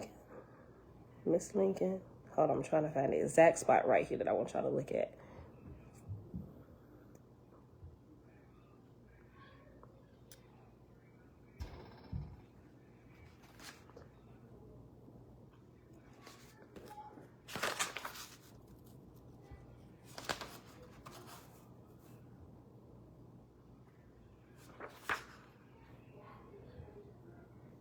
Okay, Leonidas. Hold on. I'm about to say, wait, it's a whole chapter missing? Hold on. Cool timer. 4 million slaves. Hold on, y'all. Make sure I get y'all the right page number. I need straightway freedom.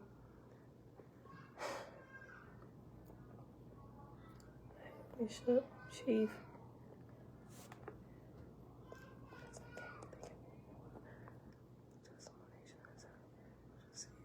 Nettie Maynard. Okay. Warriors. Let this be a testimony. Okay, boom. Let this be a testimony. Hold on, y'all.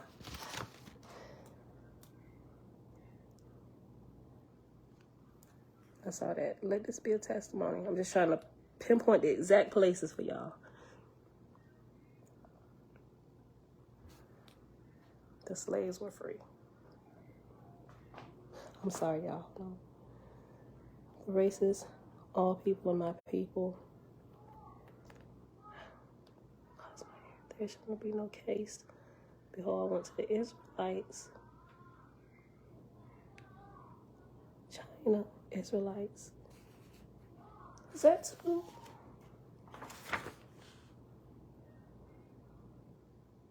There's some...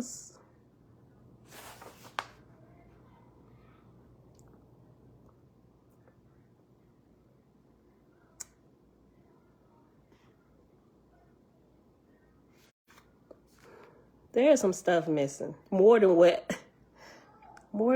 I originally thought. It looks like it's been switched around. Hold on. To this.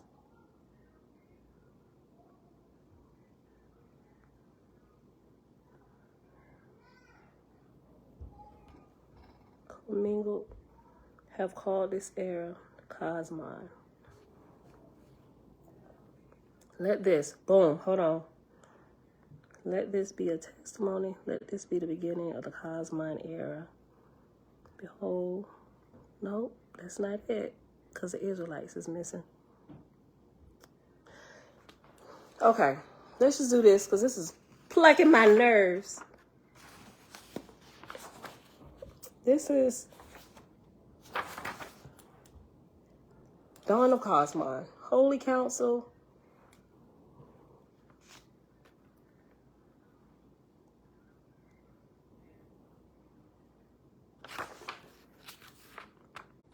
Oh, wait. Let this be a testimony. I gotta highlight. Okay, let this be a testimony. But that is...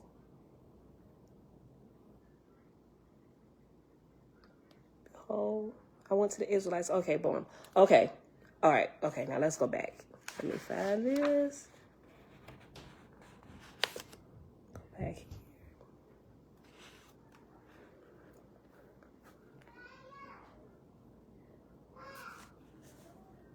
Forget it. I'm gonna have to figure this out.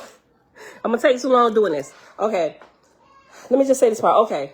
Page 661. I'm right there. It's something I want to bring out. If I just go through here, hopefully it'll come back up. Okay. Page 661. Start at verse 5 to verse 18, right? Let this, and yeah, page 661 in big blue. Let this therefore be the beginning of the Cosmine era. My people have settled the whole earth around from east to west. The lands on the western borders of Gautama have become inhabited. Go then, my God, my son, open the gates of heaven unto mortals. Let my angels meet them and talk with them face to face. Behold, my Etherian ambassadress, Chesavani, hold on, this is the female we always talk about.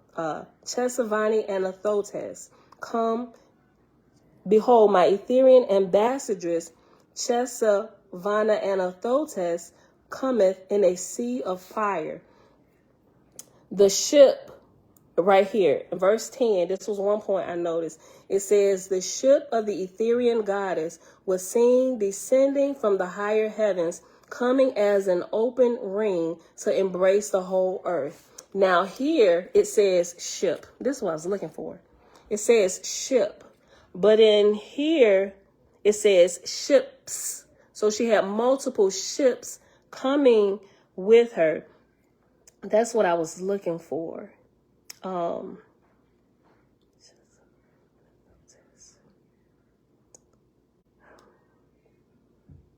Okay, so that was a point. So it wasn't just her. It was her and multiple ships that was with her. Like after I find it, I just got to make my point and keep my references together. Behold, my Etherian ambassadress, Chesavaniana Thotes, cometh in a sea of fire. The ship, John Lant plate says, ships of the Etherian goddess was seen descending from the higher heavens, coming as an open ring to embrace the whole earth. Again, the voice spake out of the light, saying, I know no distinction of men, of races, or sex, S-E-C-T-S. I know no distinctions of men, of races, or sects, or doctrines, or past revelations. All people are my people. I'll hold it till I get done. Open the gates of heaven. Let my angels speak to mortals. Swifter and swifter came the Etherian archangels, till all the heavens of paradise were encircled in the love of the Almighty. Then God called out the legions who had the matter in charge, where mortals had been born for the work of Jehovah's kingdom. And God said, open the gates of heaven. Let the angels of Jehovah speak with mortals. The time of the Father's kingdom is at hand. Open the gates of heaven. Let the angels come forth in power. And in Hydesville and Gautama on the earth, the angels opened the door in Jehovah's name to be not closed again forever, forever. To be not closed again forever, forever. And what I noticed here, there was a couple things. Okay, you don't see what I'm reading from? I was reading from Big Blue, Vinette, on page 661, chapter 19. We just read verses 5 through 18. I just finished reading 18. In the John Lant plates, like I said, I was trying to find the exact spot. Hold on. I was trying to find the exact spot. Oh, okay. Jehovah overthrow slavery in Gautama. And it's not crazy. But what happens is they broke it up and here made it a footnote, which is why sometimes footnotes can be good for extra information. But what they did here, at least in my estimation of going through this, by them breaking certain things up, and the Elois wouldn't have done this, right? The Elois would have copied what they had already did when it came back to when John Lant came back to take his stuff. When John Newbro went to John Lant to take his stuff back and go to a new printer. I think that's when all the footnotes began to be added, even more so with different printings and stuff. But footnotes, what I notice here, because most people when they read, they're not paying attention to the footnotes, right? They'll just keep reading, not paying attention to the ones, the twos, the numbers, and the letters. They'll just keep reading, like they'll notice it, but then they'll just keep reading. the midst of it. Reading they're not reading footnotes, and neither they go into the index. They may go to the glossary, right? So they're not paying attention to that. So by them adding some of these footnotes, it seems like they're hiding truth in plain sight, right?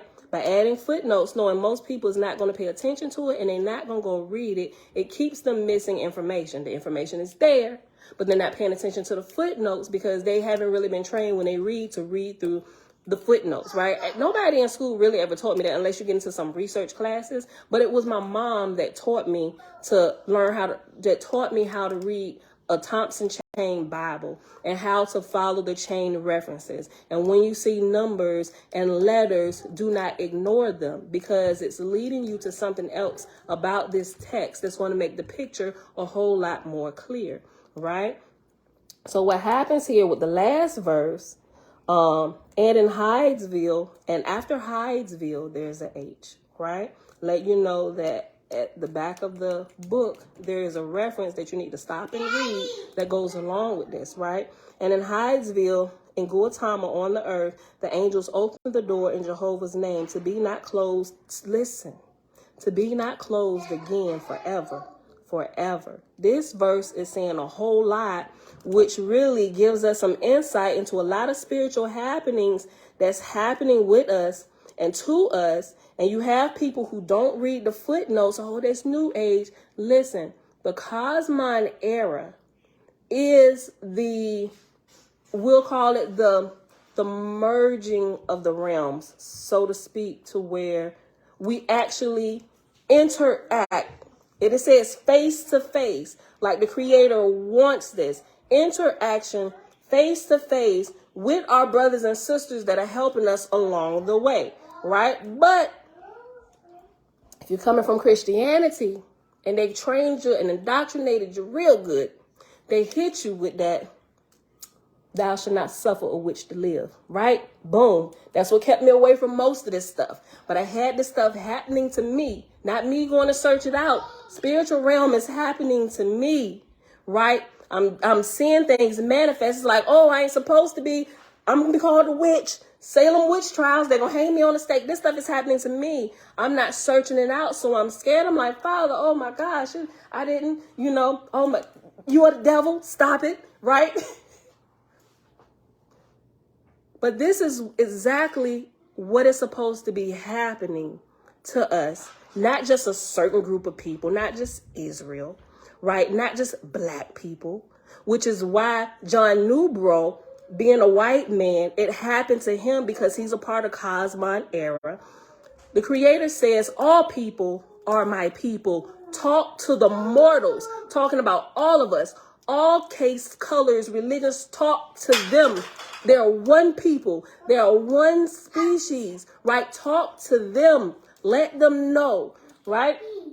When we realize this, we start thinking about all of this. And while we're here, we're literally in school. We are spirits in school, developing our spirits with a flesh vehicle to help us understand this realm of touchy-feely. Because when we pass this realm, you don't have this anymore. There's certain things that you need to pick up and learn at certain levels of life to where if you outgrow this level, you can't go back. The flesh realm is one of those levels that I ain't gonna say you can't go back. You will, if you grow appropriately, you will have grown enough to where you can manifest that realm and operate within it. Right? But if you're not taught appropriately while you're here, you just, from the cradle to the grave, and now you back here floating around, don't know what to do. You ain't had the first bit of spiritual education on why you were even here in the first place, right? This whole chapter is saying so much that I didn't get the first time. I'm like, holy crap, right? So, and it just, all my life experiences started hitting me all over again. And I'm like, wait a minute. So, to hide it in plain sight, we'll put a footnote, right? And that's what the Masons do. They take truth and they hide it in plain sight and flaunt it in front of you, right? It's there. Like if you're paying any kind of attention, you be like, well, what's that? you know, and they'll just kind of keep talking like they didn't hear you. But you got to be a little bit nosy and be like, yeah, no, excuse me, what's that? What's that? Right? No, stop the conversation. You just glossed over this. What is this? Right here, right? We got to be like that because that's where the nuggets and the jewels and the gold is found, in the footnotes, right? So in the John Lant plates, it's not a footnote. Everything that's in the John, there are no footnotes in the John Lant plates, right? Ain't nothing taken and put off to the side. Everything is there within the paragraph. So when you get here to this point, that's what I was trying to find. When you get to this point right here in the John Lant plates, it just continues going on. But there he does add a little, there is a, that's not the one, but there is an asterisk where he like brings attention to it. And it just kind of goes on. It looks like I may not be on the right spot. This is okay, chapter 10. Hold on. Okay, this is chapter 10, History of Lincoln and His Work. Let me just go back here real quick. Chapter 10, XX. I'm sorry, not 10, 20.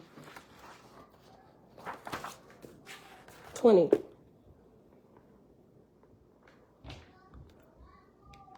Okay, Jehovah overthrows slavery in Guatemala. But here in John Lant plates, it says History of Lincoln and His Work. Jehovah overthrows slavery in Guatemala.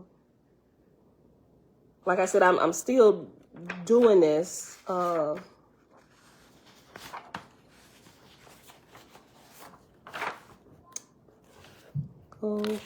President. Okay, so they just removed Lincoln from here, but Lincoln in the title Lincoln is in the title of chapter 20 in the John Lant plates. They just removed that whole Lincoln portion here, and it just says Jehovah overthrows slavery in Guatemala, right? And it's talking about the black people. That's exactly who they're talking about here, and you can see as you read through it exactly the type of people they were talking about. But this wasn't just happening to black people, right? It tells the story about this happening to other people on different continents. So the same thing that the black people suffered through, other races of people have also suffered through under different circumstances. And this addresses all of that, right? We just happen to be the portion from Guatemala. So that's what's in the forefront. Like, we the most important, but it's happened everywhere, right? But because we're here, we're from here, we experience this, still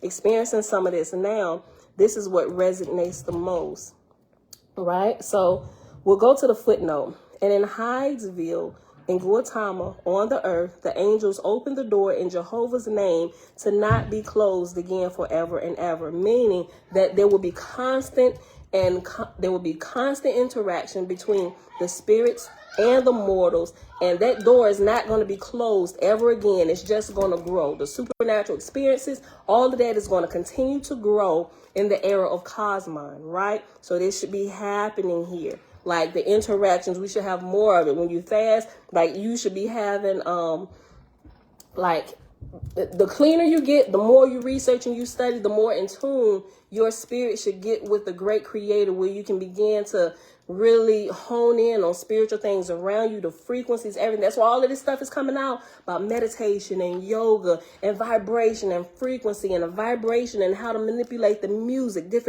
all of this stuff is covering everywhere. You can go to museums and see how this stuff works. They're starting to teach in the science classes, right? Because this door will never be closed again. We're at the point, humanity is at the point here on this planet where the spiritual doors are open, where we know we are spirit. So now we need to learn about the spiritual realm to take us to that next level so we can continue to mature and grow before we pass from this level, right? All of this I got from this right here. I know no distinctions of men, of races or sex or doctrines or past revelations. All people are my people, right? So they should kill all of that talking, the name calling, ninjas, crackers, whitey, Sambo, all these names that the different races of people use against one another creating all these racial type slurs, and all races do it. They got some kind of name for a different race, like Chink or Chung Li, referring to a Chinese person, not to be disrespectful to anybody, but y'all see what I'm saying, right? All of this stuff. Creator said, stop the crap. All y'all are my people. Go talk to the mortals. Like the spirits who understand and are graduated in spiritual realm, who are born fully spirit. Go talk to these kindergartners down here that's fighting over everything, right? Listen.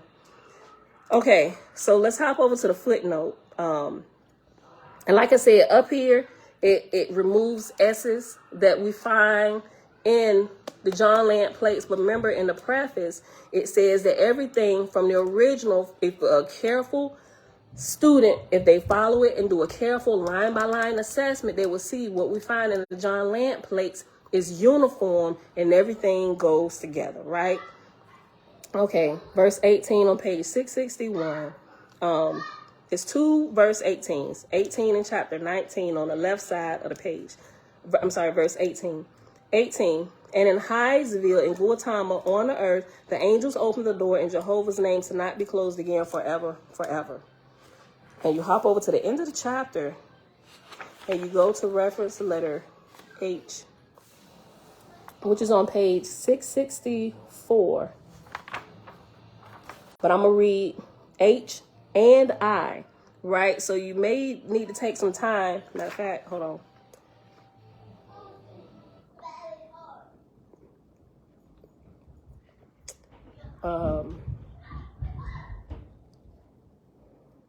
Continuance of this grave injustice. I think we need to read G. We're going to read G all the way to the end of, what is this? I. Okay, the footnotes. Because when you read through here, it's going to give you these letters. So let's read G on page 663, right?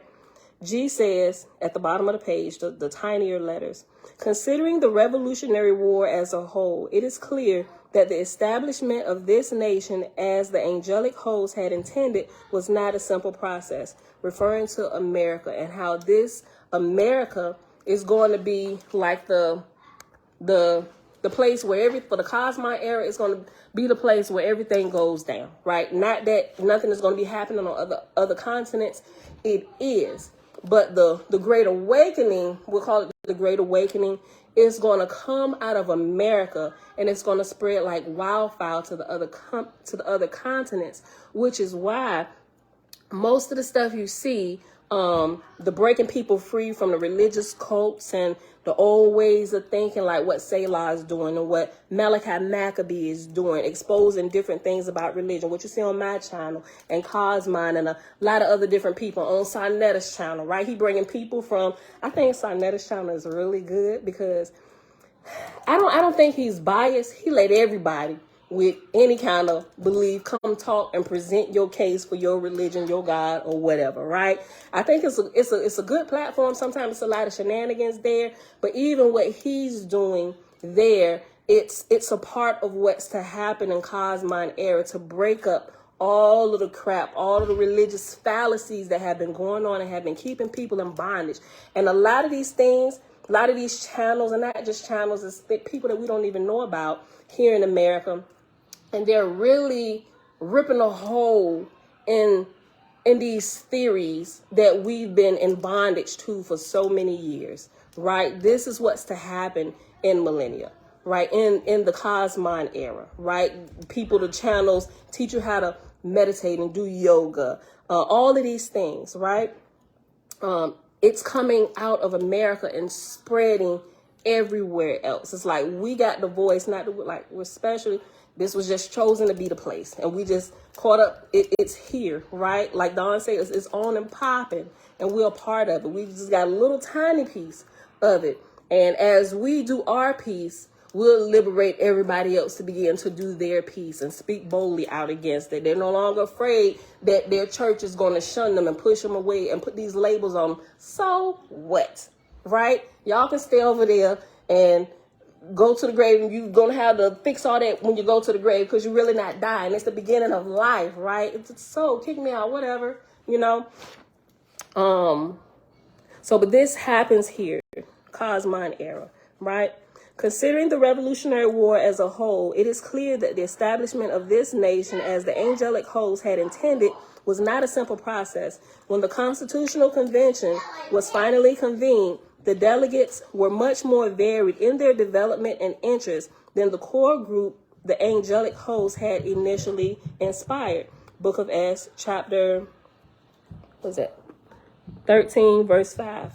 Each delegate had its own agenda to advance. Consequently, the angelic host had to inspire all of them as best they could and hope for the best. In spite of the fact that the angelic hosts were predictably successful in accomplishing their primary goal to establish a republic free of divine right, any religion enforced by law and the right to speak, write or publish as one wills, there remained one fatal flaw that compromised this document. There is one fatal flaw in that. Hold on. Let me read the whole sentence again. In spite of the fact that the angelic hosts were predictably successful in accomplishing their primary goal to establish a republic free of divine right, any religion enforced by law, and the right to speak, write, or publish as one wills, there remained one fatal flaw in that compromise document. Through the agreements that generated the 3/5 clause, and everybody black knows what that is, and if you got friends that are black, then you not black, you done probably heard the 3/5 clause, right?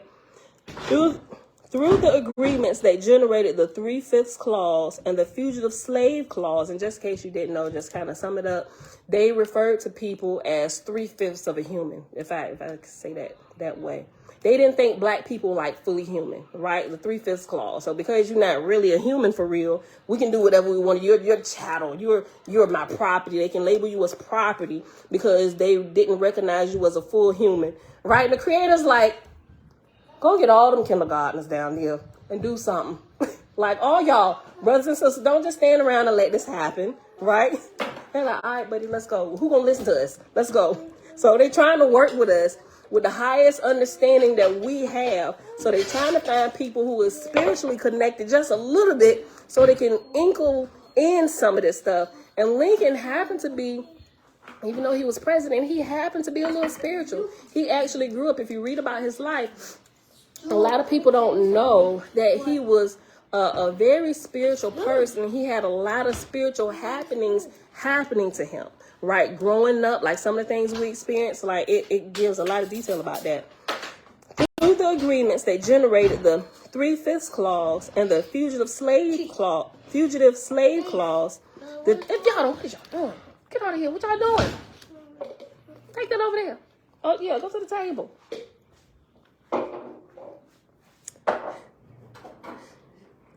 Through the agreements that generated the 3/5 clause and the fugitive slave clause, the delegates had tactfully enshrined slavery in the Constitution. The angelic host knew that the continuance of this grave injustice could not stand, and that this constitutional shortcoming imposed a spiritual bondage, a spiritual debt on this new republic that would have to be repaid in full sooner than later. In less than a century, a mere heartbeat in the realm of spirit, war did follow to address that self-imposed spiritual debt. And everybody knows that today is taught in the history books as the Civil War, right? All of this stuff that's happening, it's like the consequences or the outcome of what's taking place spiritually. When you impose physical laws on people, encapsulating them, making them slaves, not only you're violating their physical, but you're violating a higher law. You're violating the laws of the spirit, and it's time to pay the captain, right? It is clear, in less than a century, a mere heartbeat in the realm of spirit, war did follow to address that self-imposed spiritual debt. It is clear that President Lincoln understood this spiritual burden, for he so eloquently stated that fact in his second inaugural address on March the 4th, 1865, a little more than 1 month before his assassination. Like, oh, we got to get this nigga out of here. I'm sorry. And Abraham Lincoln was a black man, if you ain't know. He was just light, bright, darn near white.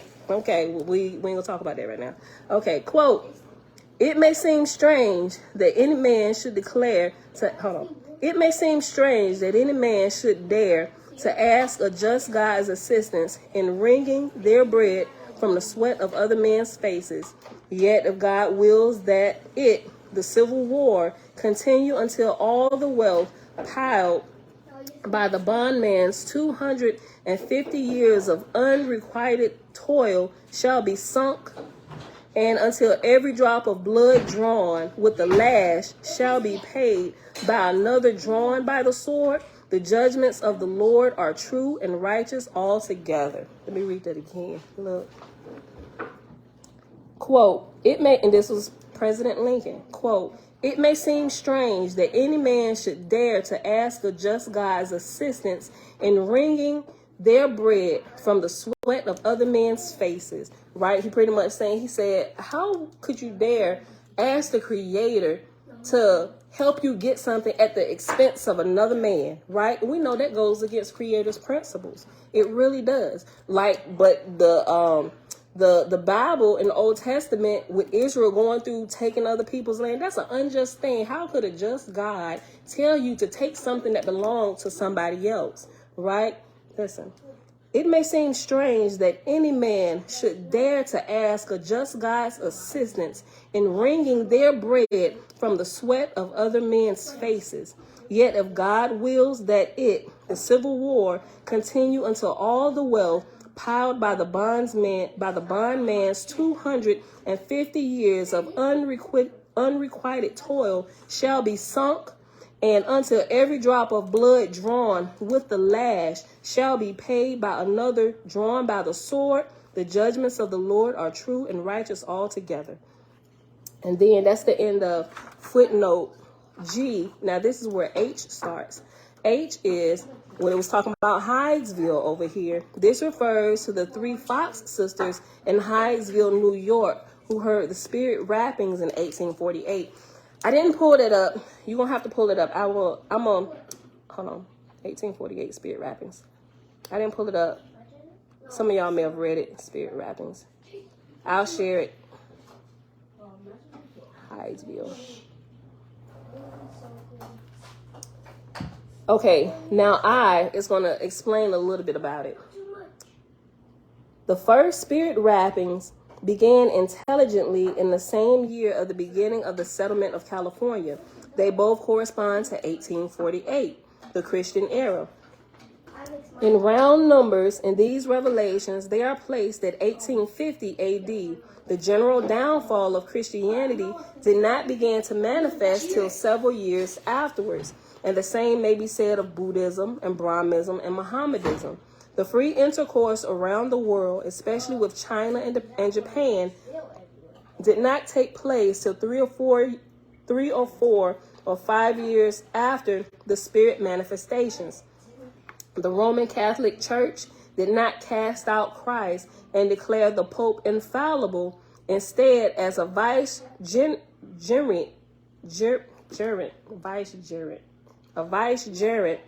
till some 6 or 7 years after the beginning of the Cosmon era. And it was still several years after this when Garibaldi and Victor Emmanuel overthrew the earthly kingdom of Christ in Rome. Yet, in the life of a world, these matters may be considered accomplished at the same time. Yet, in the life of a world, these matters may be considered accomplished at the same time. 1882 edition.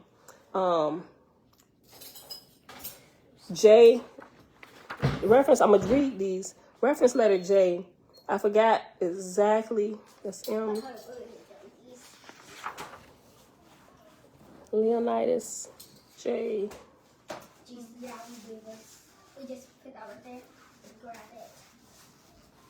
Let me just read it. I'm going to just keep going. Okay. J.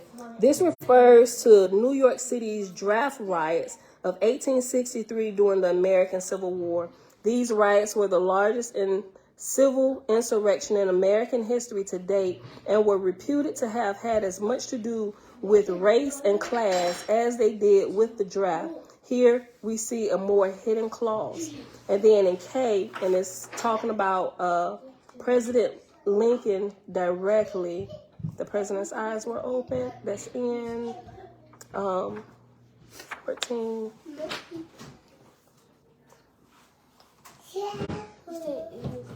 It's referring to President Lincoln. I'm moving too fast. I'm not finding little tiny letters, but it's in there. When you read this whole portion, you will see all the letters, right? Okay. Okay. My angels made him president. As quote, my angels made him president, end quote. The implication here, as has been the case throughout the book, is that the angelic overshadowing will, unbeknown to us, manipulate the political process when it suits their purpose. Asha becoming king is only one of the numerous examples of this throughout history, and it is obviously still so. Events on earth are being constantly influenced by the spirit realm, whether by Jehovah's angel hosts or by false gods and spirits of darkness. And clearly we know that to be the truth. If anybody has any kind of spiritual things happen with them, information that you get when you test it, a lot of times we'll realize, I say a lot of times, hopefully not a lot of times, what you get coming from false gods. If that's the case, you need to check yourself. Like, why is you even on a frequency for real? Like, sometimes they'll try to tap in and see if they can catch you slipping, you know, but that's still the case here. Even with people, as we're reading through Field Guide to the Spirit Realm, false gods and deities that are degenerate and vagabonds, they're talking to people, getting them to act on some of these vicious thoughts that they're injecting into them, right? They don't do any kind of testing. Some of them have been even tricked to believe that those thoughts are their own, and they're really not. Remember, the spiritual realm is open. The door has been opened, never to be closed again, right? That's why we got all this stuff. Seem like it's everything popping off. Everybody, they don't want to talk about the spirit realm, but the door has been opened and it's never going to be closed. And we need to understand what's happening so we can get in line and we can move with it. Francis, shalom, brother. What's up? Okay. The footnote K, page 664. Quote, my angels made him president, end quote. The implication here. The paper towel.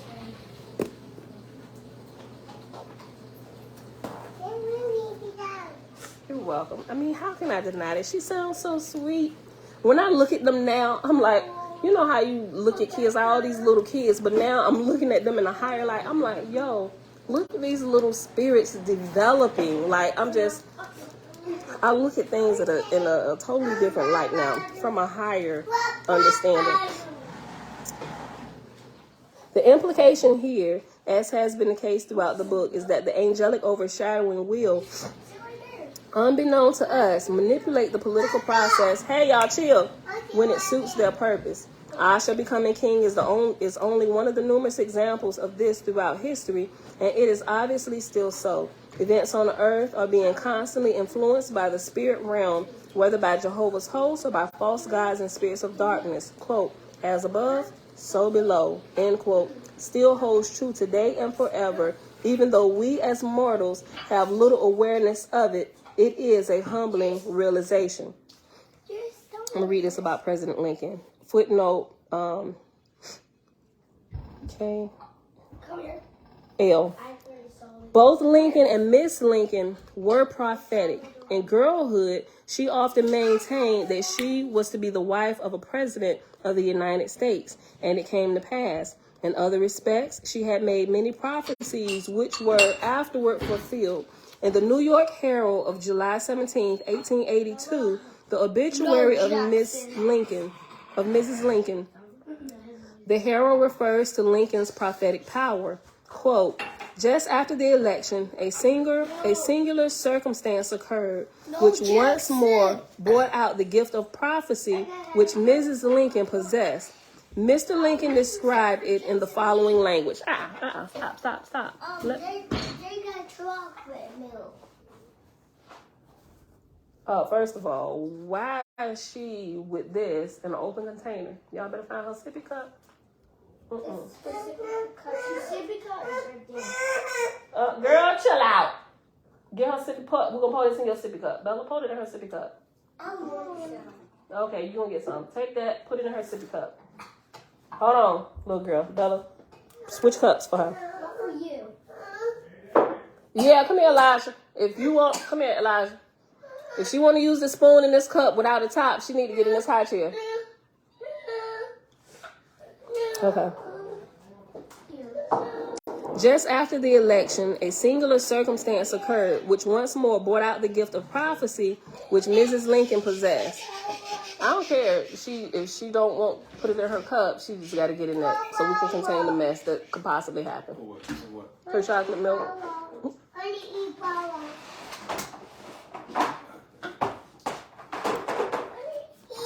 We almost done, y'all. Thank y'all for hanging out. Y'all the real OGs. Nazarene, sing. Nasa Yahoo, shalom, shalom. Okay. Page 664. Reference letter L. A couple sentences down. Just after the election, a singular circumstance occurred, which once more brought out the gift of prophecy which Mrs. Lincoln possessed. Mr. Lincoln often described it in the following language. Quote, hey. Say the same reason why y'all get ice cream in the morning. Yeah, we don't get ice cream. Yeah, go ahead, bro. We don't immediately Go ahead, get Zay. ice cream in the morning. Zay, cut it out. Cut it out. So yesterday don't count, huh? My bad, Mom. Why are you going to argue with him? Because he coming out here talking that. Why y'all drinking chocolate milk in the morning? No, why were you eating ice cream yesterday in the morning? Just be picky, Mom. Quote, it was after my election when the news had been coming in thick and fast all day, and there had been a great hurrah, boys, so that I was well tired out and went home to rest, throwing myself upon a lounge in my chamber. Opposite to where I lay was a bureau with a swinging glass upon it, and looking in that glass, I saw myself reflected nearly at full length, but my face, I noticed, had two separate distinct images. The tip of the nose of one was about 3 inches from the tip of the other. I was literally bothered, perhaps startled. I got up and looked in the glass, but the illusion vanished. On lying down again, I saw it a second time, plainer if possible than before. And then I noticed that one of the faces was paler than the other. I got up and the thing melted away and I went off. And in the excitement of the hour, I forgot all about it. Nearly, hey, chill, y'all. Nearly, but not quite, for the thing would once in a while come up and give.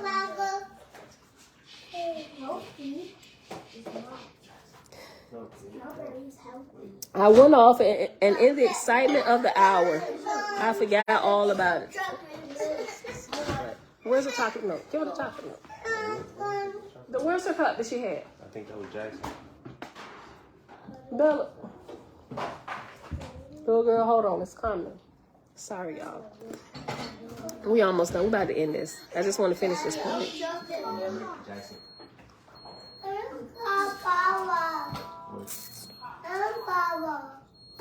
Hold on. Okay. You know, all this stuff happening in the background is my indication it's time to close. All right. Yeah, I feel just like regular me now. It's like it's lifted. It's time to close. Mom. It's time to close. All right, y'all. Finish reading this footnote. Finish reading this footnote. But no, y'all sit down. Sit down. Sit down. Jaden, wait, girl. Yeah. I completely lost my train of thought. Trying to finish this footnote and while we was reading it. But just finish reading it. The whole point of reading all that is letting us know that here in the Cosmon era, all of this stuff that's happening is supposed to be happening. All the spiritual activity, and we should be at a point where we should be recognizing, not trying to cover it up, bottle things up. No, it ain't got nothing to do with spirit. Just give it medical terms and keep it as that. No, what's happening should be happening. And because we're trying to play catch up, like we're literally trying to play catch up to figure out what's going on with people, why they getting demon possessed and all these other things, people being able to float in the air, levitate, all these spiritual things. We can create energy. We thinking people is tapped into something demonic. No, we absolutely have not. This is what's supposed to happen in the Cosmon era, in the development of the worlds and stuff, right? We've arrived. We hit here in the 1800s, which is why all these books, the manuscripts, different things are coming out. And it's not just this. Same types of overshadowings happen around the same time that this happened with John Newber. And it happens in every I guess you can say every time we get to a change in time with the development of the human race and everything that's happening. Hey, girl! Hey! And it ain't gonna mix that good like regular milk would because it's almond milk. So just gotta shake it. Or put it in a, what you call it? Yeah, I don't know. Alright, so, yeah, y'all. Alright, so, earlier we were talking about the different things with the John Lant plates and why we believe that this is actually the real manuscript. Like I said, we're not saying 100%, but things that I'm researching and coming across and pulling together leads me to believe that it actually is, right? And then you have the plates that they said were at the bottom of this chest. Now we know that there are 3 sets of copper plates or printer plates, because every time they reprinted OWASP with the revisions that John Newber or whoever made, they had to type out, they had to imprint all the words from this thick book into a brand new set of plates, which were either copper or aluminum, depending on which printing press they had. But attached to that printing press is like another typewriter, so that once it's really interesting the way they designed this thing. Like, I'm like, you had to be a genius to even put this together. You got multiple letters in different rows, the lining up of this, and it was all controlled by keys. It's just a huge typewriter. So they did that, but they literally had to just retype everything on this bigger typewriter, which made the indentions in the plates, and then they would put the plates on the paper and roll out the paper, the press over the paper to make the indentations from the plates into the actual paper, right? I'm going to share that video, like I said.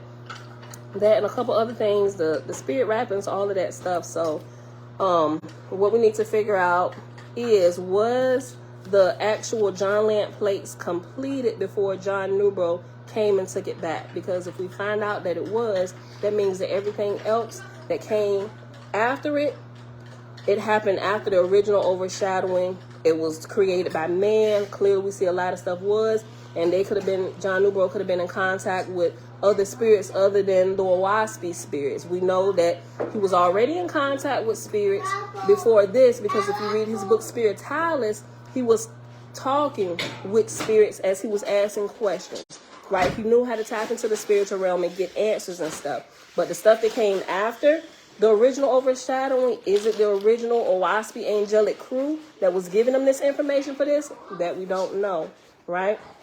I would say it probably wasn't, because of some of the other things that have happened as time passed. You know, they sound close, but if you don't read it enough, you don't pick up the change in tonality, right? These spirits are a lot more learned. They're a little bit more intelligent than us less developed spirits who haven't picked up on some of the tactics and these Jedi mind tricks that some of these spirits have learned to play over the years, right? So some of us are caught up in these Jedi mind tricks, and we're just trying to unknot this rope. We're trying to straighten out the roads so we can have a clear path and see what's happening. They just burnt popcorn, yeah. Open up. open up the windows over there too. No, I can't. I just said that. All right, y'all. I just said that bag on the back. We about to go. So that's it. Tomorrow, when we come back, I think we're going to pick back up with the book of Apollo, going line by line. But today here, it's going to be a couple. Give me a few hours, y'all, because the house is up. Got to get straight. Got to feed everybody. I'm going to pull some of this stuff together. But if y'all take the time, or some of y'all may have already done it, we're going to literally, what we need to do, we need to list all of the books that we find in the John Lant plates, right? And if it's complete, that was completed. Anything that was added to those, it was added after the original overshadowing, right? Because if it's finished in the John Lant plates, at least that book within the whole Owaspy set of books is finished. And what we need to find out is, like I said, did he finish with all of them before John Newbro came back and took the original manuscripts, right? So, look up Danny Richards. Shalom, shalom. You're welcome. What was Sabrine Bright? Shalom. What we're straightening out? Okay, we're trying to straighten out if these are the actual John Lant plates. Some people are saying they don't believe that these are the plates because it's like the same information that we have in the printed versions, right? But a careful analysis of what we have here proves that yes, everything that we have here is in other versions, but there have been adjustments to what we have in here. This is a whole lot shorter than what we have here.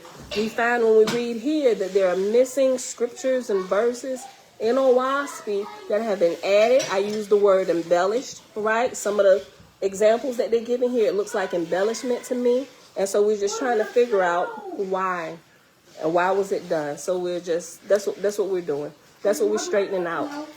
Because this, we can tell it's an original and it was written on a typewriter. The lines are not straight. The corrections are X'd out.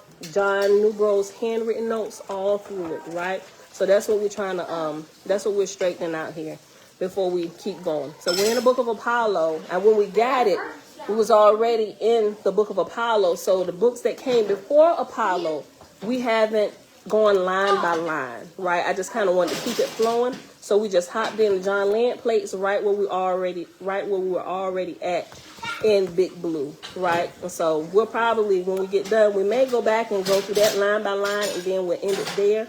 But I'm sure we will keep finding out more information. And if we find out that indeed that the John Lant plates were not completed, if they were not completed, then we may venture into the Owaspy Apocrypha, looking at some of those things, see if we can pick up the tonality, the tone changes, right, to see what is truth and what is error. But we got a little bit of time before we even get there. So I think we have our work cut out for us.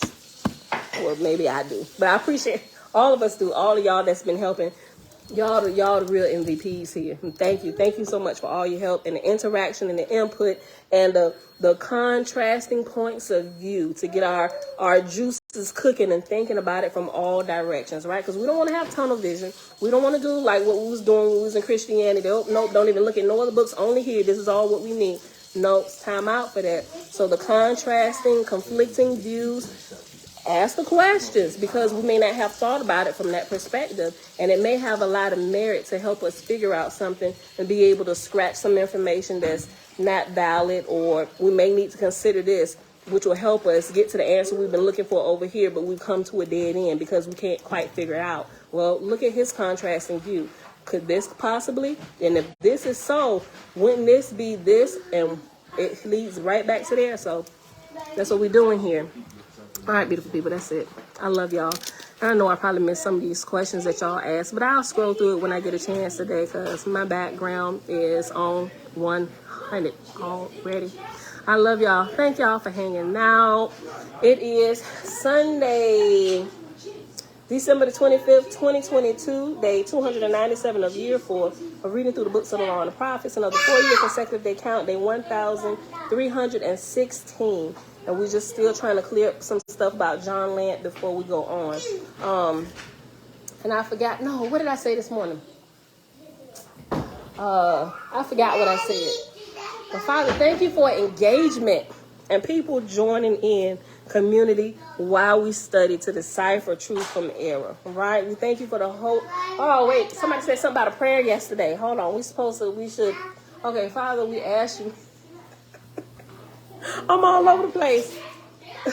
For guidance while we're doing this research, not just with this research, but we ask you for guidance every single day of our lives. And we ask you that you would keep us alert and open to all things, to consider all things, weigh it properly, do proper judgment and justice, to make sure we stay in line with you, and that we would not only grow, but as we grow, may our light be cast in all directions, that other people can get a little bit of sunshine from our light and they can grow too. Right? All right, Father. In your most holy name, hallelujah, great creator. All right, y'all. So, yeah. Somebody mentioned about a prayer. We probably should start with a prayer and stuff. I mean, we used to, but I just trying to break out of traditional stuff, just, you know. But prayer is never wrong. I thought it was a good idea, especially while we're researching something as extensive as this, right? So thank you all. I love y'all. I see y'all back here tomorrow morning, bright and early, 6:15 a.m. Eastern Standard Time. Bye.